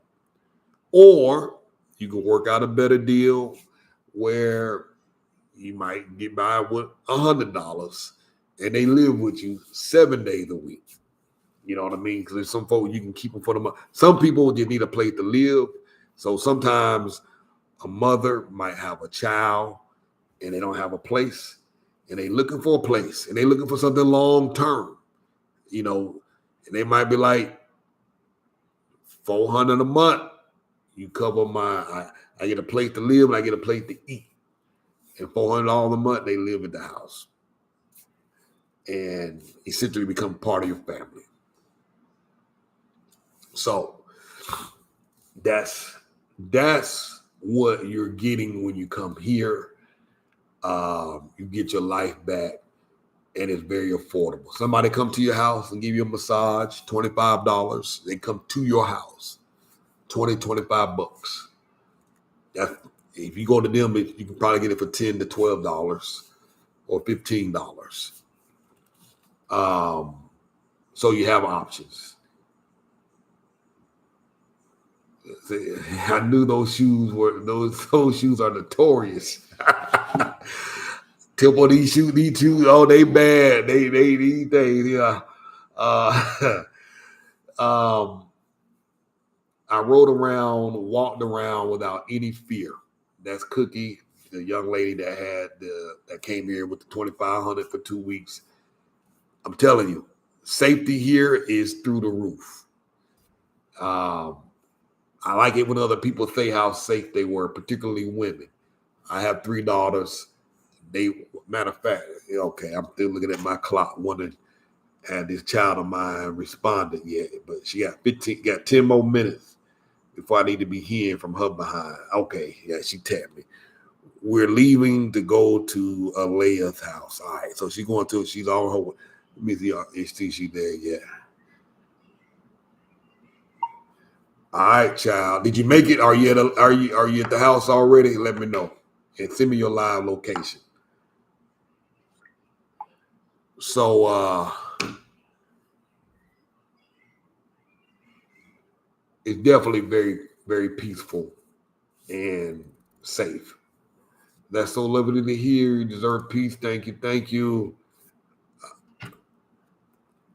All right, she's over there. All right, let me check her live location. Say with WhatsApp, you probably can't see this. I can track her live location. Everything. They do everything here through WhatsApp. And as she's moving about, I can see her moving in real time. I know exactly where she's at. And so yeah, she's where she says she is.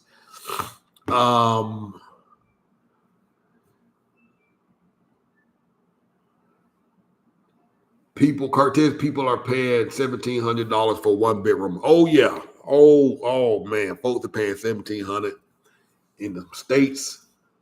I mean, for $1,700, you can almost have you a mansion out here.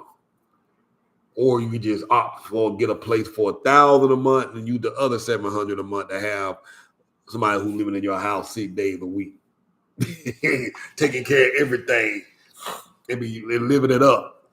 You know what I mean? The infamous rat race isn't a thing in Mexico. That's right there, right? She hit it right on the head. It's not a thing. These folks out here, if somebody tell me they were coming to, let's say for instance, my toilet stopped working today, and I talked to the guy. Let's say I talked to him this morning, or I say I talked to him the day before. He said I talked to the guy yesterday, told him my plumbing ain't working, and my toilets ain't working, my water ain't working, and he said he'll be here at 9:00 tomorrow. And then tomorrow get here at 9:00, and I'm waiting. He ain't here yet. Ain't heard from him. I'm texting him. Now it's 12 noon. Still ain't heard from him. Now 1:00, and I'll be like, and he'll finally respond. Oh, I forgot. It was my sister's niece's birthday. I'm at the birthday party. I could be paying that man $500. He ain't coming. He going to that birthday party, and then he'll show up here when he get here, either that evening or the next day, or the 2 days later. They ain't motivated by that money. That rat race is not a thing here. They ain't trying to catch up or keep up with nobody. The money ain't the issue. The family values is more important. And notice I ain't there his wife's birthday. I there his wife's or sister's niece's birthday party. They take that family thing seriously out here. You know what I mean? Like today is Sunday. It's almost like the whole town go to the beach. Because you ain't going to get nobody to do nothing. They all at the beach. We're going to the sea. If your stuff break down in your house, good luck. You ain't going to hear from them until tomorrow. Hey, the hurricane blew my window. Well, I'm using a better example. Hey, the tank on top of the house fell over, and somebody stole the doors. You ain't gonna hear from them until tomorrow, because they with their family, enjoying that full day off, living it to the fullest. So those are the little cultural norms we got to get used to. They ain't going out of their way, especially if it ain't an emergency. They won't even respond. They won't even respond to your request. Hey, we don't have any water in the house at all. Crickets. But the next day you'll hear from them. Today you ain't here. Saturday you ain't hearing from them. Sunday you ain't hearing from them.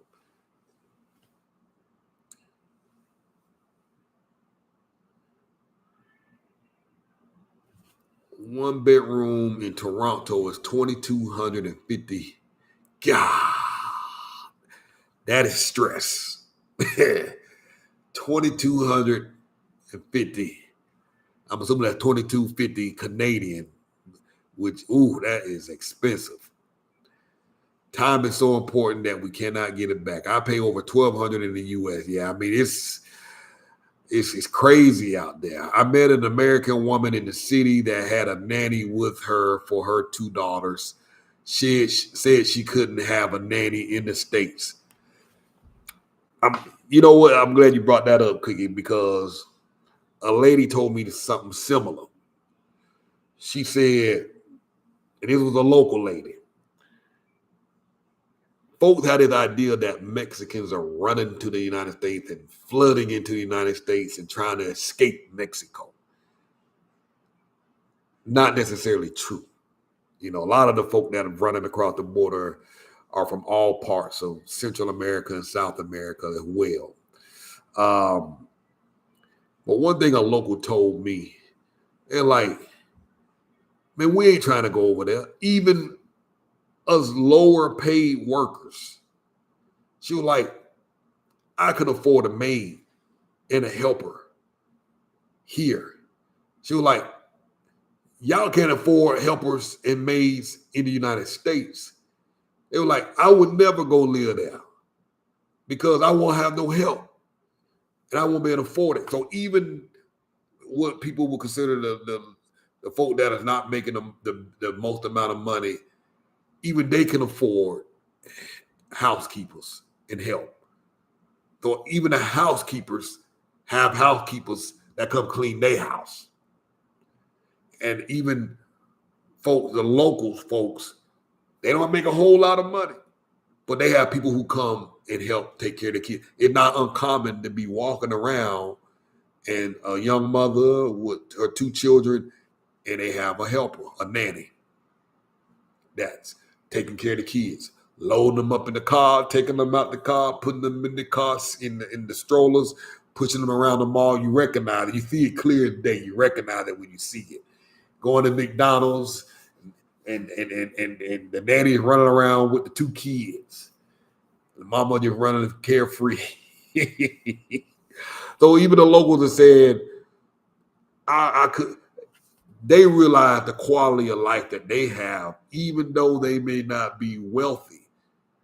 They realize they have a better quality of life staying right here. They would not be able to afford those luxuries there.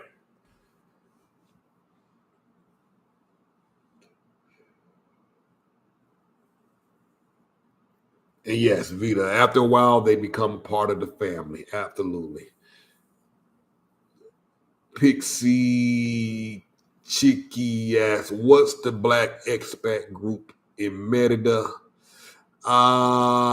There's quite a few of them. I believe the bigger one here is called Brothers and Sisters of Merida. I'll type that in. Brothers and Sisters of Merida. You should be able to type that in and it'll bring it up. I have a friend who had a lady live in, and she will even have her go with them on vacations to help with the kids. Yep. They will go on vacation with the family. Absolutely. I'm telling you. And again, if you have somebody who's living with you 6 days, 7 days a week, wherever you go, they go. It's not that you pay extra. You just paying extra in terms. Well, you're not paying extra. You're just paying for the food, breakfast, lunch, and dinner, like you would if they was at the house. They just traveling with you. They making your life easier. They watching your kids while you're out. What do you know about Oaxaca? Hadn't been there. I hear the food is really, really good. Known for their food, known for their cheese. So I don't know. I was there. It's nice if you're looking for a lower rent. Choose the cities outside of Oaxaca. The people are nice. Lots of stray dogs. Do they have modern looking homes there? I think he might be talking. Okay, he's talking to the other lady.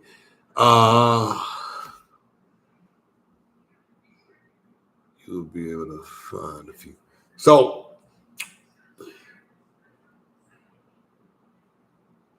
I'm just pulling up some notes here. And again, if y'all have any questions, go ahead and post.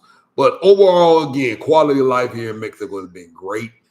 I don't see us leaving anytime soon. The kids are already talking about going to college here. Haley she'll be done with school this fall coming up, and we'll be starting college here in Mexico, in Merida.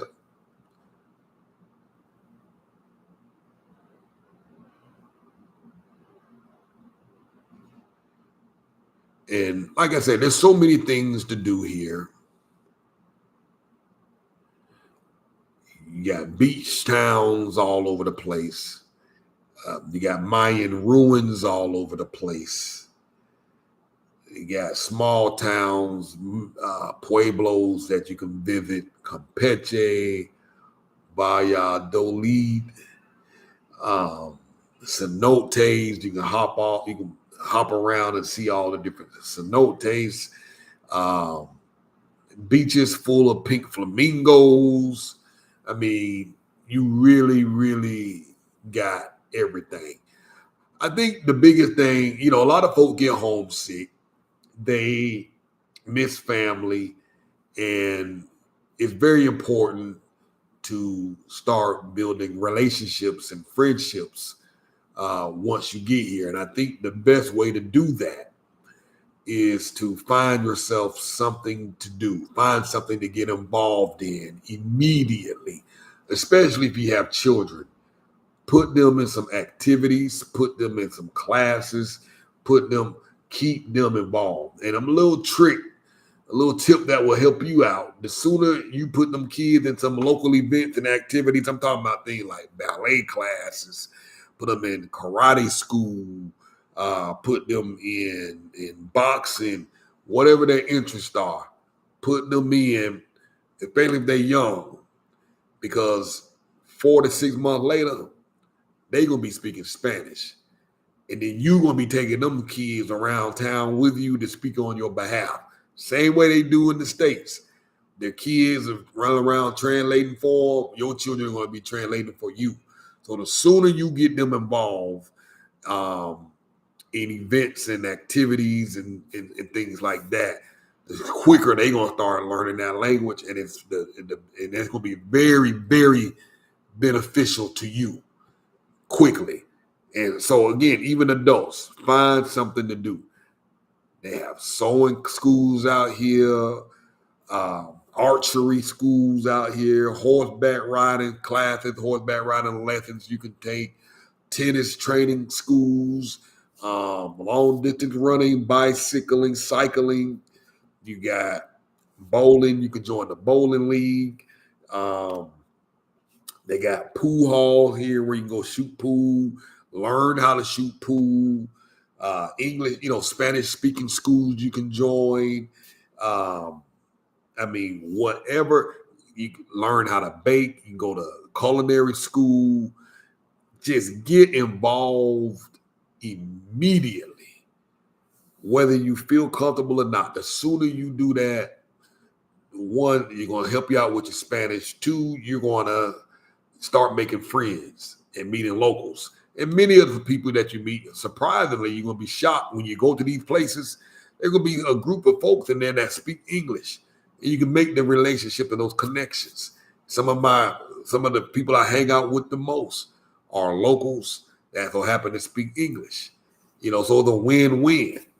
And but you got to get actively involved, because your life, it will get boring. It will become dull. You're starting to become overwhelmed with things, because now you just sit in the house by yourself with your thoughts. And what they say, an idle mind is the devil's playground. That's exactly what's going to happen when left to yourself. You're going to question every last decision you made because it's just you. But you got to get out there. Thank you, Anthony, for the, what do you call it? I don't know what they call that when you make a donation, a contribution. Haley, what do they call it when somebody put some money inside the live? Huh? A super chat. Is that what they call it? Thank you very much, Anthony. I appreciate it. Hey, and if y'all find a value in this, throw in a super chat. I'm so green at this. I don't even know what to call it. Thank you very much. I appreciate it. But get involved immediately. Do not wait on nothing. Before you arrive here, already know what you're going to be getting involved with and what you're going to be doing. The thing that keeps me busy is this: running around Merida, making videos, sharing, updating, trying to encourage and inspire folks. This keeps me busy. If I was up in this house by myself 24 hours a day, I'd go crazy. And I think that's why Kim had a difficult time in the beginning, because she didn't go anywhere. You gotta get involved. You gotta get out. You should check out Festival de las Animas at the end of the month. Hey, I'm gonna check it out. Write that down. Thank you, Cookie. Buy coffee on me. Another super chat. Thank you, thank you, thank you. I appreciate you.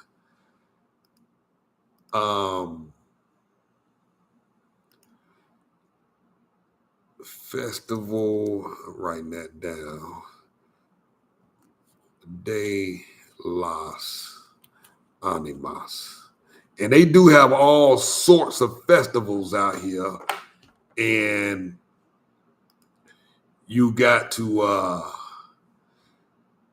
you gotta go. You gotta go to these things, man. You gotta get out of that house. You gotta build a social circle and start hanging out. Robert called me the other day, sent me a message yesterday. Hey man, let's hang out. So we're hooking up on Tuesday. You know what I mean? All the time we've been trying to find the best place to drink margaritas and find the best places to find shrimp tacos. And so we always trying to find, we out. Because again, it gets dull. Find friends and start making acquaintances is going to make your life so much easier and better. I see so many people leave and go back because they got too lonely. They were sitting in the house waiting. When you get here to a new town, nobody know you. So you can't wait on people to come find you. You got to go out and actively find them. But again, participate, because I went to a school some months ago, clay molding school, making coffee cups and plates and bathers. Had a good time. A place you can go do wine sipping and painting. You got all those options. And it's what makes it so much better is that it's so affordable. I think I paid the equivalent of $15 to go to this thing. This I don't even know if it was 15, it might have been $10. That included the clay, the water, all the water you had to put in the water, and then they had drinks, some wine and some cheese and some meats like a charcuterie. All that was included. It was there for 3 hours. Running my mouth. There were 3 people in there that spoke English. And see, most of the time, there will be somebody that speak enough English. And you get out there and you chill and have a good time.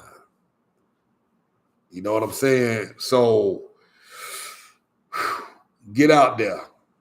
That's the only way you're going to speed up this process of getting that overwhelm and that fear out of the way. Because the longer you take to get out there and get comfortable to get out there, the more likely you're going to up and leave. So again, if y'all have questions, feel free to post them. I'm going to go back up and read. You will be able to find it on. So Cortez, to make this clear, $200,000 from the U.S. is a great start. Oh, it's a wonderful start. You will do extremely very well. That is more than enough.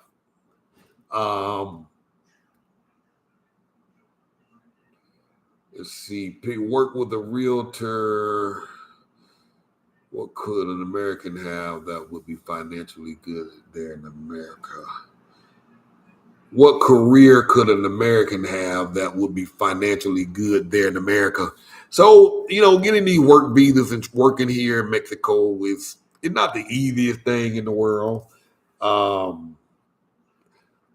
government really like to give jobs to the locals before they give it to foreigners, unless it's one of those jobs that's in what's the word I'm looking for, in one of these high risk categories, or limited where there's just a limited number of folks that are able to work in a certain field. That's a shortage of nurses, a shortage of particular specialties, computer specialists or whatever. Where the shortage is generally in those cases where they will hire people. So, but to come here, you're going to be earning Mexican pesos. to really have a good quality life here, you're going to want to be earning US dollars. So even doctors here, they don't make a lot of money. You know, nurses, RN here are probably making 18,000, 14 to 18,000 a year, maybe. And that's if, depending on when she's working for a private practice or something. I mean, it's not a lot of money. Doctors don't make a whole lot compared to US dollars.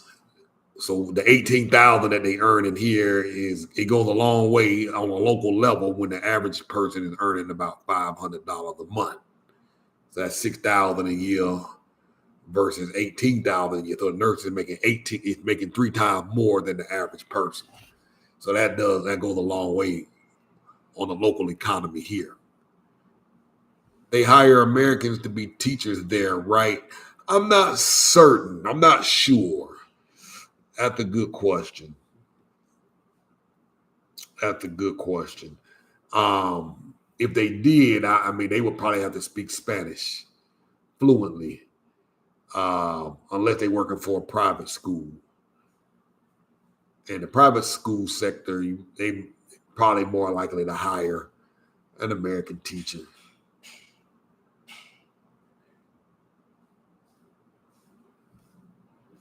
Thanks for all you do. Thank you. Appreciate it.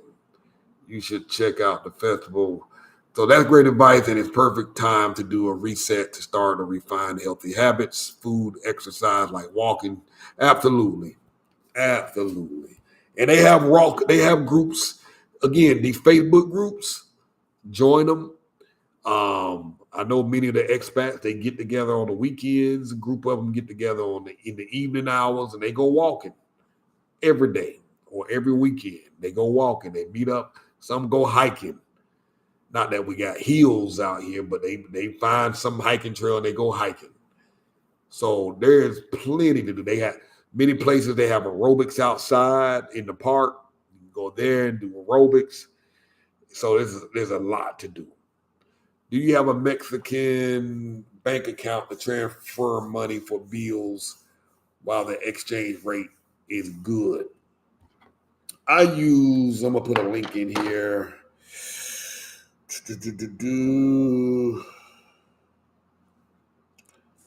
I do have a Mexican bank account. I don't use it.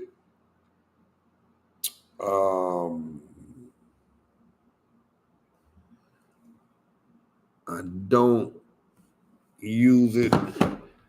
Let me pull this up 1 second.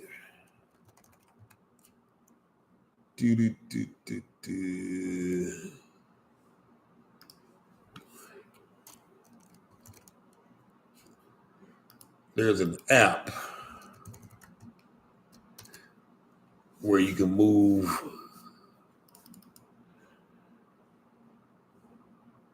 money.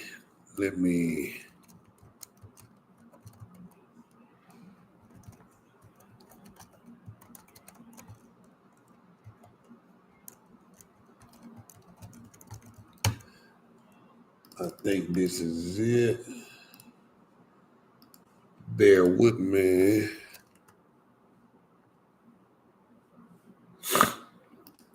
There is an app called the Wise app. I just put that down in the chat below. It's an app that we use. You connect it to your bank account here in the U.S.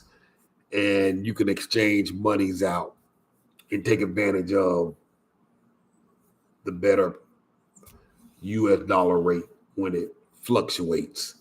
I do have a bank account, but I don't use it. The only reason I got it was because when I was in the hospital, they gave me my money back, my a little down payment I had to pay, and they wrote it to me in a check. So I had to go open up a checking account so I can cash the check. But I haven't used that bank account since. That was almost 2 years ago. So I use my U.S. debit cards, bank cards, credit cards for everything. When I need pesos, I just go pull money out. I do use this app to take advantage of the higher U.S. dollar rate when it's good and exchange it out. Go to the ATM machine, pull the pesos out as necessary. So look into this, do a little research on it. It's something that many of the expats use down here. I'm able to transfer money to pay my rent. They have pay your bill. A lot of these folks here have something that's called a Clave account. It allows you to do like instant transfers, almost like Cash App. So sometimes the landlord will either want cash or they want you to transfer the money to their account. And this Wise app will allow you to do transfers directly to their bank account instantly. So I use that. Is $1,200 enough to live on? Absolutely. I've seen folks living on that are here are living on $1,000 a month. They were able to qualify for residency, and there's a variety of ways you can make that happen. So if you don't qualify financially for residency, there's some workarounds for that. So, but yeah, I personally know one of the guys that we helped, his retirement was $1,000 a month, 990 something to be exact. And he specifically said, put me in the area way out the way so that I have to learn to adjust and live there and do everything there because I don't have enough money to be trying to live inside the city of Merida. I don't have the money to be paying no extra money for no buses and Ubers. I don't want to be tempted to be going out to eat. I don't want to be tempted to spend. So put me away. So we put him away. We got him a place for $350. That included everything. Him and his wife, and they living on that $1,000. But he is way out there. But that keeps him from coming in and doing things and spending unnecessary money. And the last time I spoke with him, he had money left over and actually building up a little savings. They plan to travel back to the States once a year to see family and friends because now he has some money left over. Now, he's living an extreme lifestyle. He's on a budget. He's living by the numbers. He is not influenced by nothing. He's living solely by the numbers. So it can be done. I'll go out on a limb and say most people won't be able to do it, but he's doing it. And there's a few other folks I met that's also doing it. They have houses out here for $150 a month, $200 a month. Now, again, most people won't be trying to live in those houses, but if your finances is as such where you have to live a certain way, because you have to live by the numbers, sometimes you got to do what you got to do. Now, the places are not dangerous. You're not going to be breaking in your house and killing you or robbing you or nothing like that. So it's very safe. So there's some options. You got options.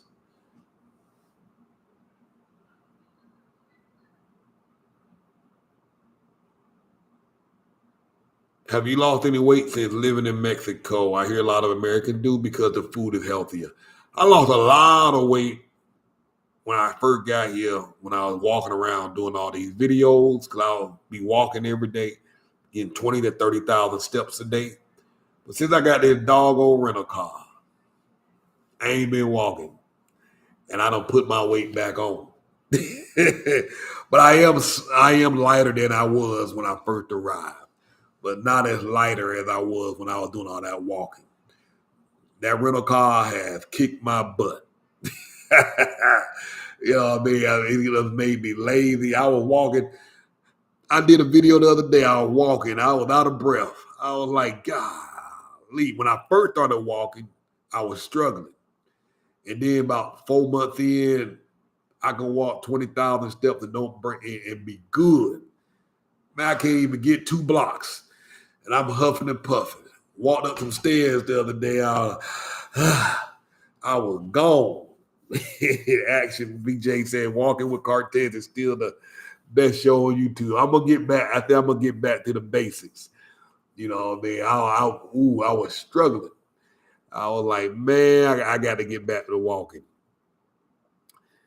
But yeah, many folks do lose weight. I see it all the time. The food definitely is a thing. The food quality is much better. And I think people who don't even walk, who don't exercise, just only thing that's changed was the food they ate, and 15, 20 pounds lighter, a few months later, it just dropped off without any effort. If you have your TFL certification, they do.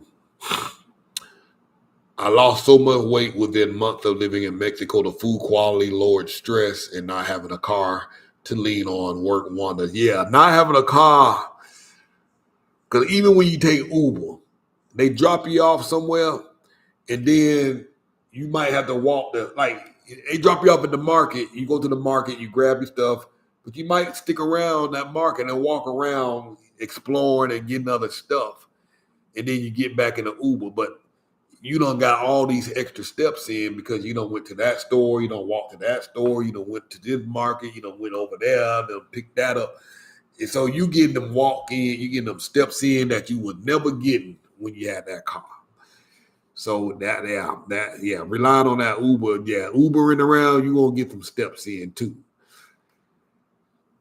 There are a lot of private schools and most are bilingual. Absolutely. Do you have to be a resident to open up a bank account? At most of the banks, yes, you will need to be a resident. But there is a bank here called Intercam. I'm going to put it down in the link below in the chat box. They do not require residency, but they will ask you to provide a bill, a utility bill or two. It could be an electric bill, a water bill, it could even be an internet bill, and a bank account. So it could be, they'll either ask for two of them if you're using your address or your billing address from the States. But if you're living here in somebody's house and you're renting, they generally will only ask for one bill. And the bill could be in the owner's name that you're renting from. Whether it's the electric bill or the water bill, you just take a copy of the bill and give it to them. That way they know where you stand, and they will open up a bank account. Now, I think the minimum requirement to open up the bank account is 10,000 pesos.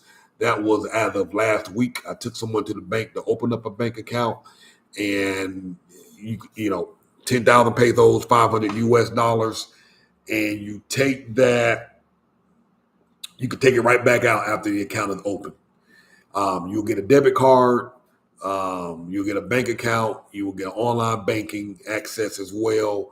And you will be able to instantly use that bank account. And you will also get a clave number where you can transfer funds to the local people here who ask for transfers.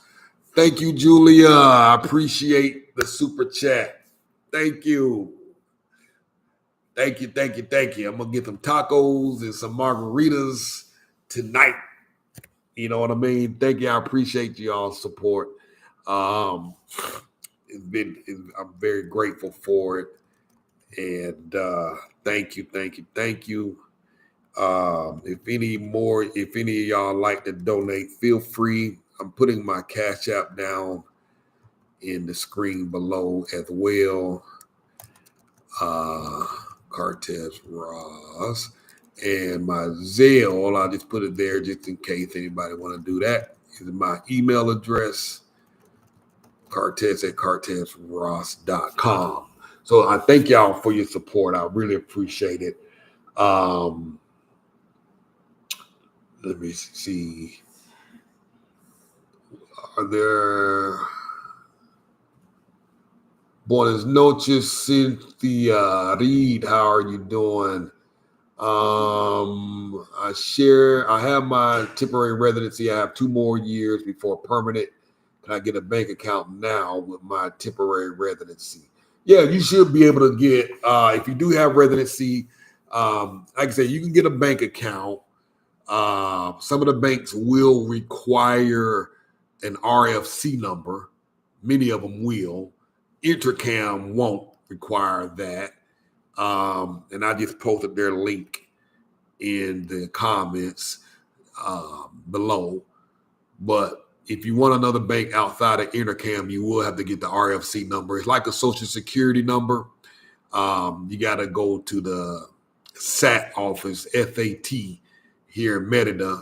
You got to book an appointment online and then go to the office and they'll give you an RFC number. And once you have that, then you can go to any of the banks and open up. But Intercam won't ask for any of that.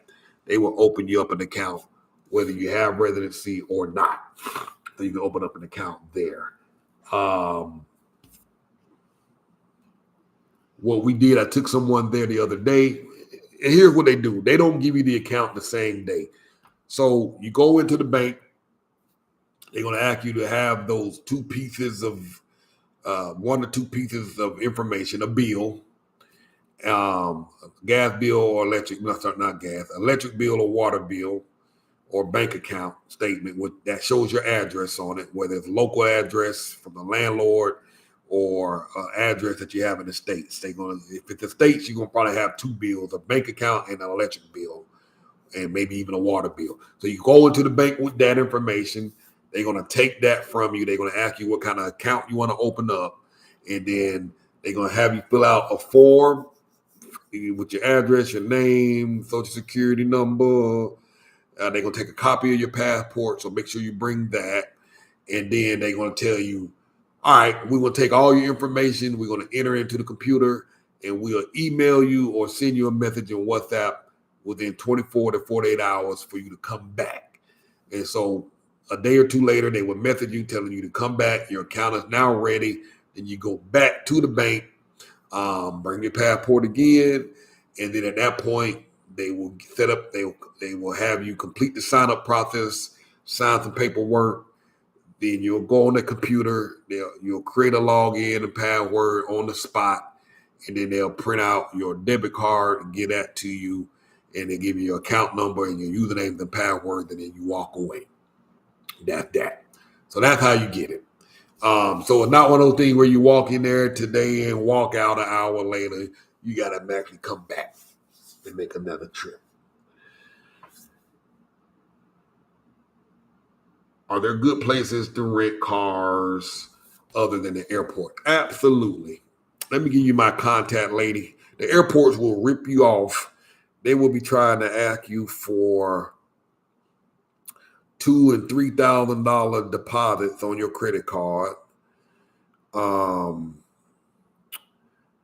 They will take advantage, and they will try and get you to pay outrageous fees for insurance, and they will get you. So this lady here, name is Louisa. I use her for car rentals. All of them are expensive, and all of them are expensive. I'm going to put Louisa car rental, but her rates are generally better, and maybe like $100 less per month or $25 less a week. But the one thing she doesn't do, she doesn't charge a deposit up front like these other folks will. She will charge a deposit if you are involved in an accident, and that's like a $500 deposit. That's if you're in an accident, but she won't charge anything up front. She will bring the car to your hotel or to your Airbnb.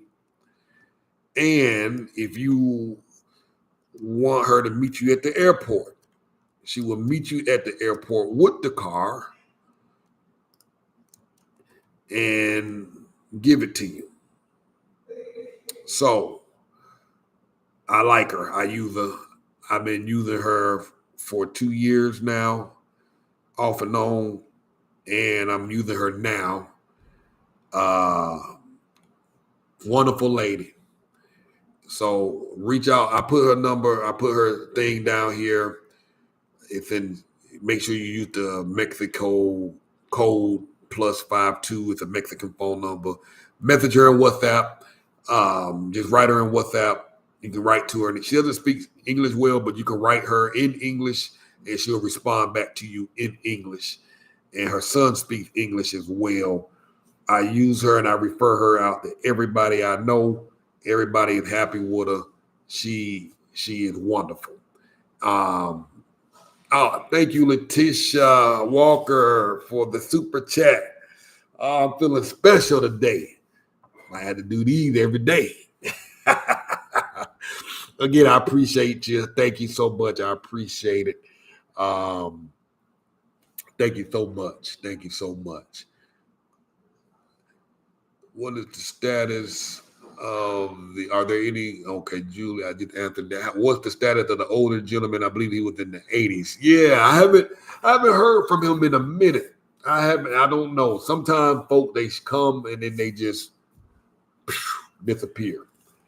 And they never can hear back from him or get a hold of him again. So I assume he's doing well. Or he might have went back to the States. Some folks we just lose contact with. I heard someone say Merida's becoming a little Atlanta. I wouldn't say Atlanta. Like I say, Merida don't change. But there are a lot of people who come here thinking they can change Merida. And many times, oftentimes, they don't survive. They right back out of here. They right back out.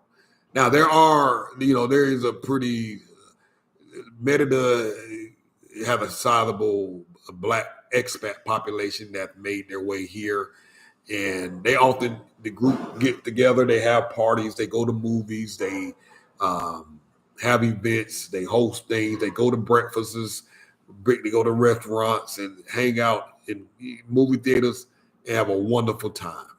But it's a good thing. Peace and it's a good thing. Merida is very welcoming to everybody.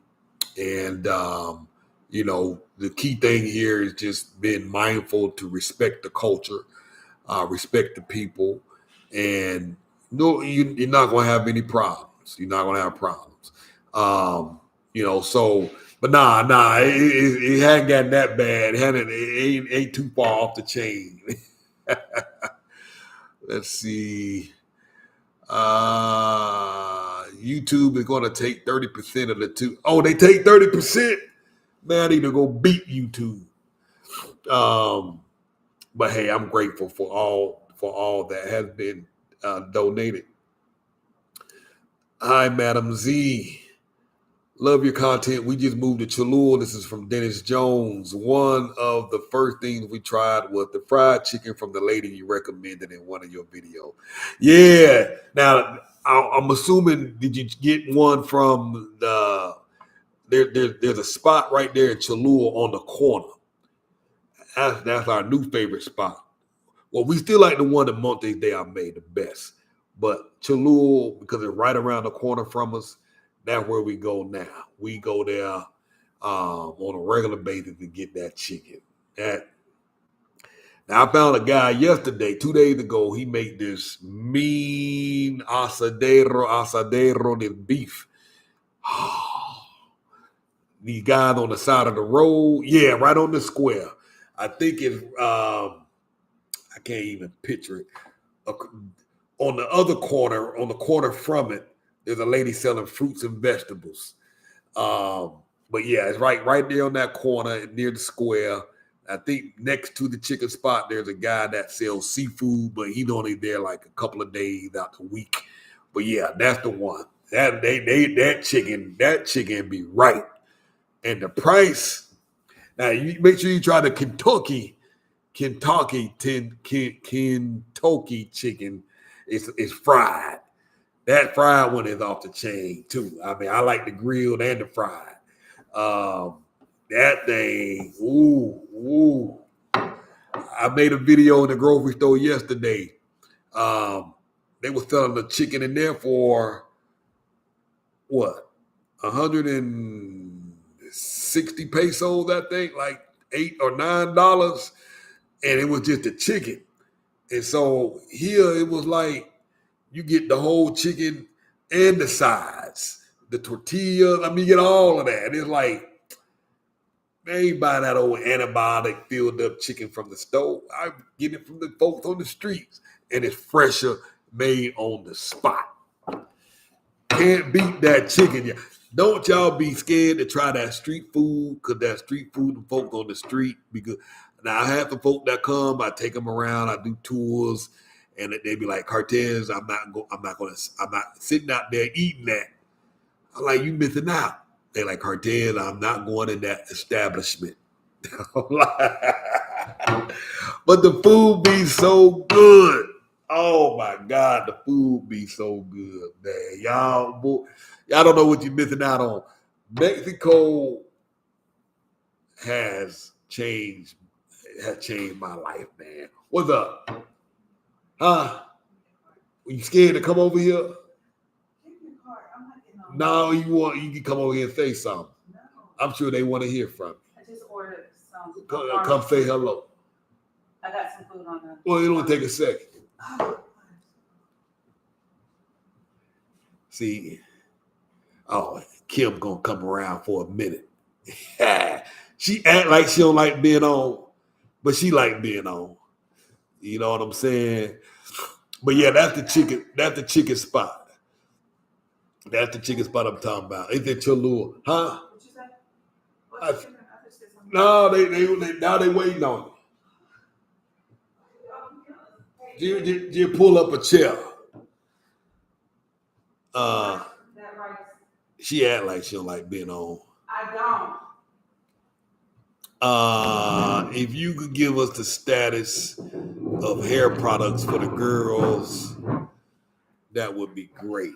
I'm not even dressed. Go a little more in detail of what you're asking for, Cynthia. Hey everyone. You talk a little louder. No, they can hear me. You guys can hear me, right? What kind of prices the airlines have from Merida to Colombia? You said you are going to travel now. What was the question? I can't see it. What kind of what? Where is it? Okay, Patricia said can hear me. Where's the question? Which one? There. If you can update the status of hair products for the girls, that would be great. Okay, he said, what are the hair products are they using, and did they find something for their hair? Honestly, there's not really a whole lot to choose from. I have been going to Sally's. Haley, can you go upstairs and go get me the hair products that I have in my basket? You hear, Haley? I'll go get it. Hold on. Okay, all right, she about to go grab some of that stuff that she found. Don't have too many options. Shamanda, that chicken spot, it's kind of hard to explain. It's in Cholula. It's in the square, in the center of Cholula. I can't even describe how to get there. And there's another one in Montes de Almeida, but it's not exactly in Montes de Almeida. I can't explain. Next time I go down there to the one in Cholula, I'll grab a live location and I'll share it. Kim is running upstairs to get this stuff for the hair. She found some. It's not a lot. It's not a lot of stuff for the hair.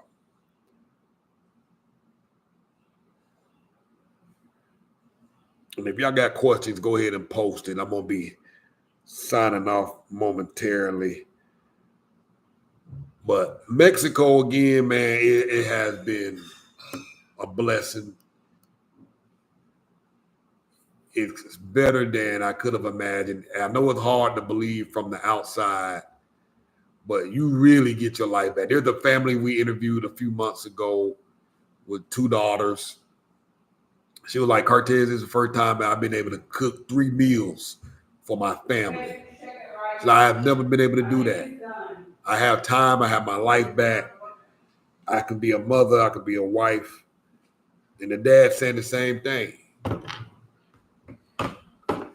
All right, you got some hair care products. Okay, well, hey everyone. Hey Julia. Okay, so I found Cantu. I never really liked this product in the States, but this is some moisturizer, some Grow Strong, if you guys can see that. Um, I was able to find that. This is a curl activator. So they do have a lot of Cantu products in Sally's. So I do that, and as you see my hair braided on the side, that's really what I've been doing. There's some leave-in conditioner repair cream. I found those. And let's see.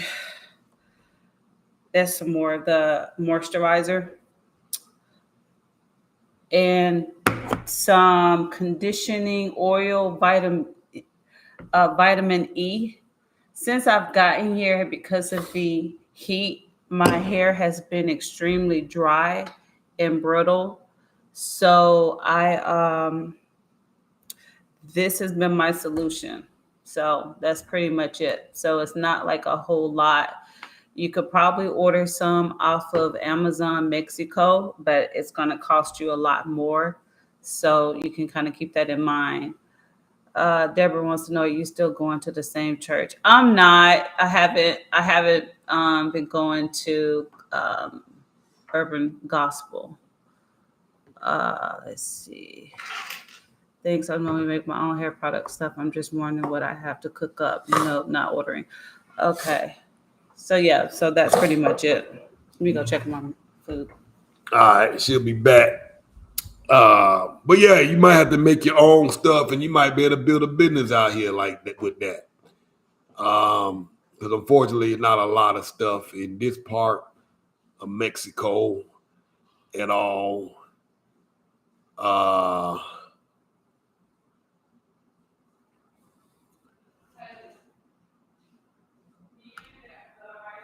How do you use the Zote bar for your laundry?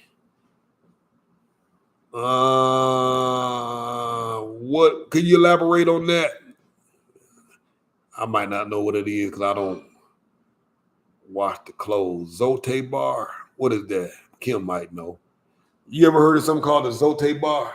Zote bar? No, what is that? How do you use the Zote bar for your laundry? Oh, yes. I have it, yes. What is that? It's hold on, I'll go get it. My pants. They're gonna see my pants. Man, nobody looking at your pants. I'm running around with holes in my shoes, and she worried about see she ain't adapt too well. Well, I've been relaxing. So I was having issues with getting our clothes white. So this is the Zote bar right here. You can, so like typically here they have these sinks, and you can wash your clothes in there. So you can use that to just kind of scrub it before you and then you throw it in the laundry. This right here is the liquid form. They do have this. So I did discover this for my white clothes. I was having a difficult time getting my clothes white.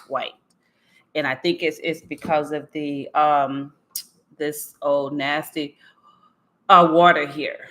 But this has been a godsend.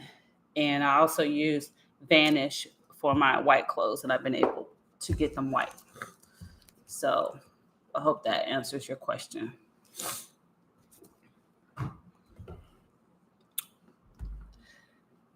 Are you going, okay, so Dennis for the chicken spot, Shamanda,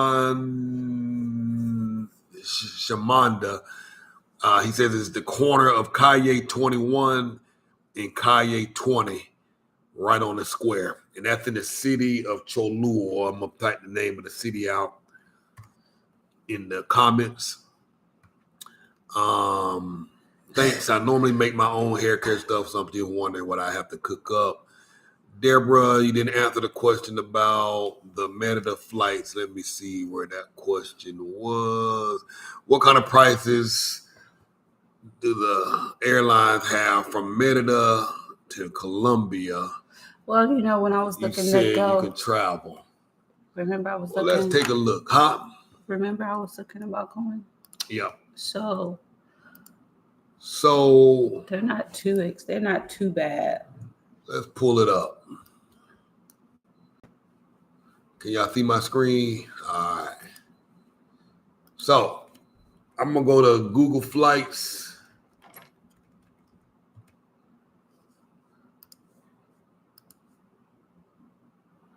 And I'm on a round trip from Merida to Medellin, airport code MDE. Let's say, so I like, as you can see, the prices can be kind of steep. Right now, October 6th, this is in pesos, 18,000 pesos if I were to leave today and come back on Saturday. But if I go down about 3 weeks out, the price dropped down to about 11,000 pesos, which is about $575. Let's say I'm gone for a week. Not that much better.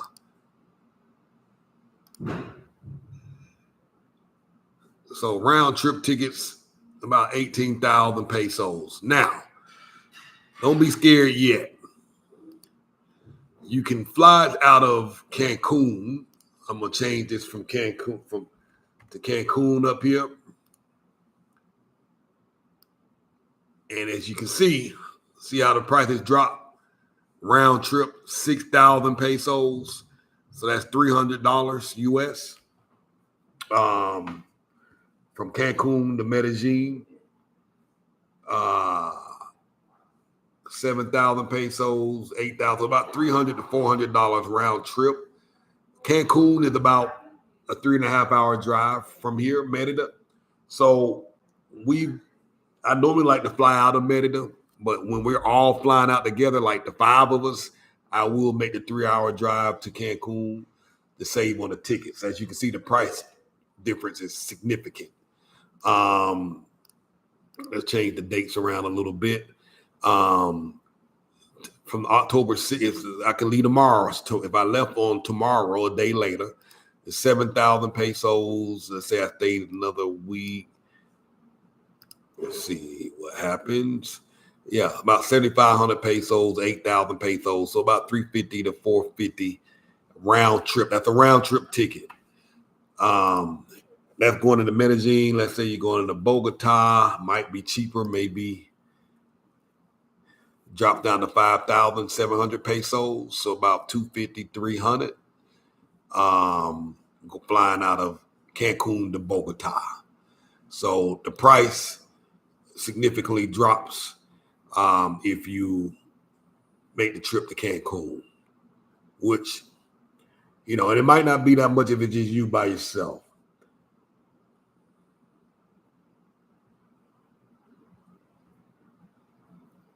Kim gonna show us the whole pantry. I love it. I'm struggling to get the clothes clean and white. This teenage funk is off the chain. Yeah. I figured it out. Yeah. I figured it out. So what you say it worked? Yeah. And I got some Oxy. Can you go get that Oxy? Show them with my prescription. Tell me your card. Where's it at? Tell them what's here. My prescription. So she messaged the guy. How much is it? One something, I can't remember. She wrote the guy in the app, and they here with a medicine. How long ago did you place that order? About 20 minutes ago. 20 minutes ago. You send the guy a message on the app, and boom, he showed up with a medicine. He's honking his horn on the motorcycle. That's why I like it. Let me go get this Oxy clean she talking about.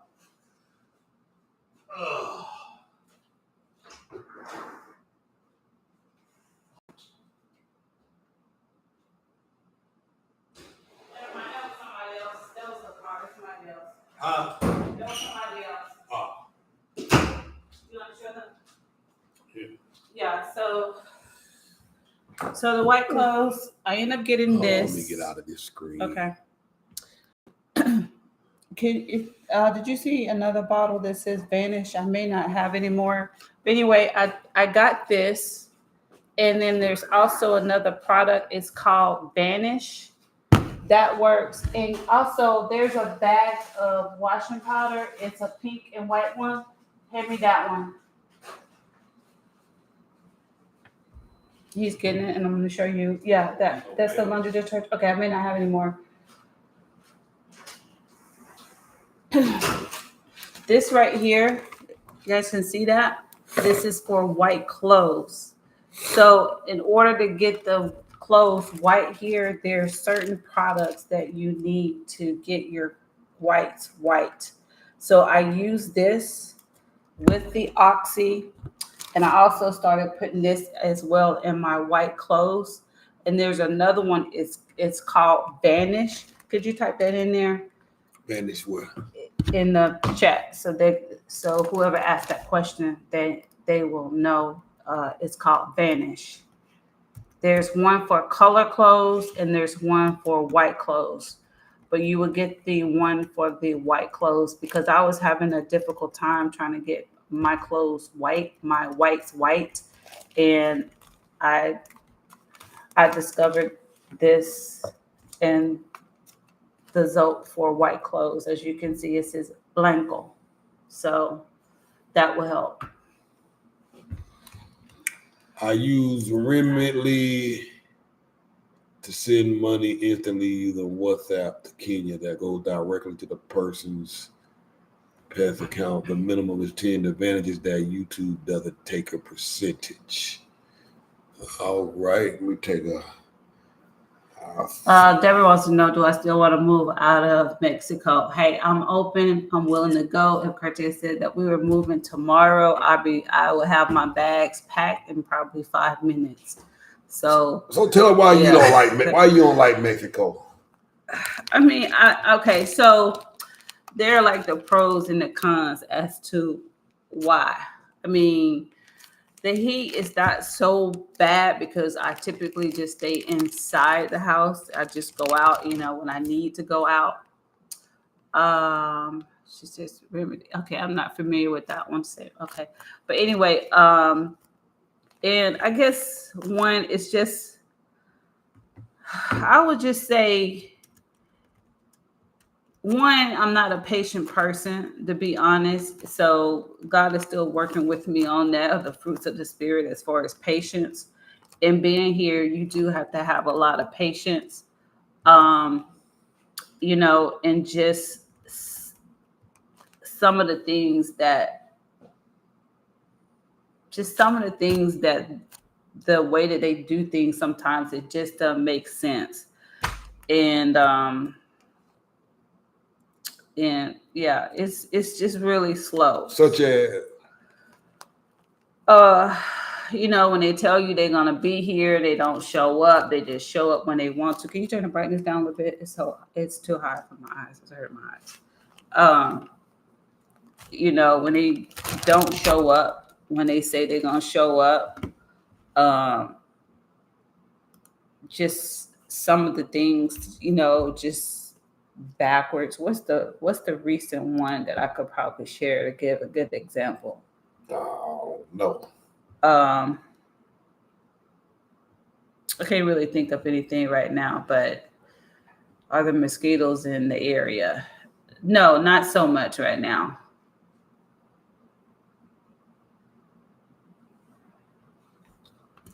So anything else? I guess, it's just slow, just some of the things that they do. And then there's some of the things that they do that are great that I could see the states, doing. So, I guess it's just for me, just having patience. And I'm one that wants to get things done and go. And so it's a little frustrating. Anything else? Not right now that I can think of at the top of my head. All right. I talk a lot about the good stuff. I try and share the not so good, but because she don't like it, much at all. I won't say that much as all, but there's just some things. I mean, it just has its pros and cons. And if I had a choice, this wouldn't be a place that would be on my list of places to live. But there are a lot of benefits for being here. I can go get a facial, massages, the luxury things. I can have people come to my house. I can have someone come clean my house for like $20, $25. So there are a lot of benefits to living here. And, but it's just a whole patience thing, and I don't have the patience. Any other pros? I mean, like I just said, that having Not anymore. massages. What else? Having people come to your house that bring any and everything to you, where you don't have to go out, you don't have to leave your house. So I mean, there are a lot of things that that you can get here and be able to afford versus living in the States.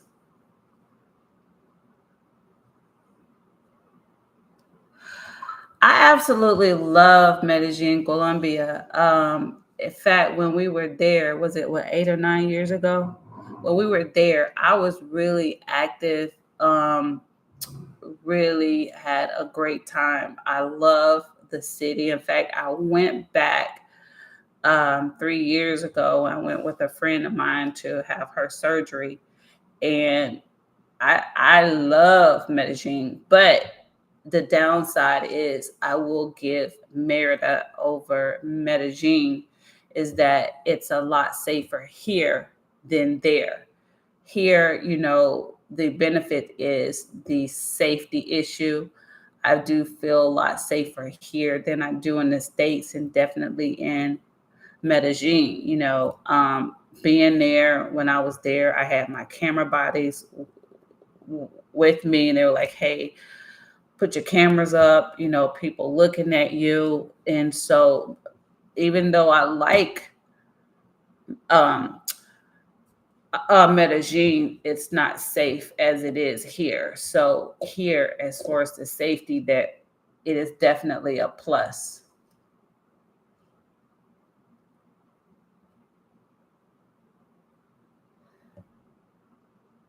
Yeah, it's a lot cheaper in Colombia than it is here, and definitely cheaper than Medellin.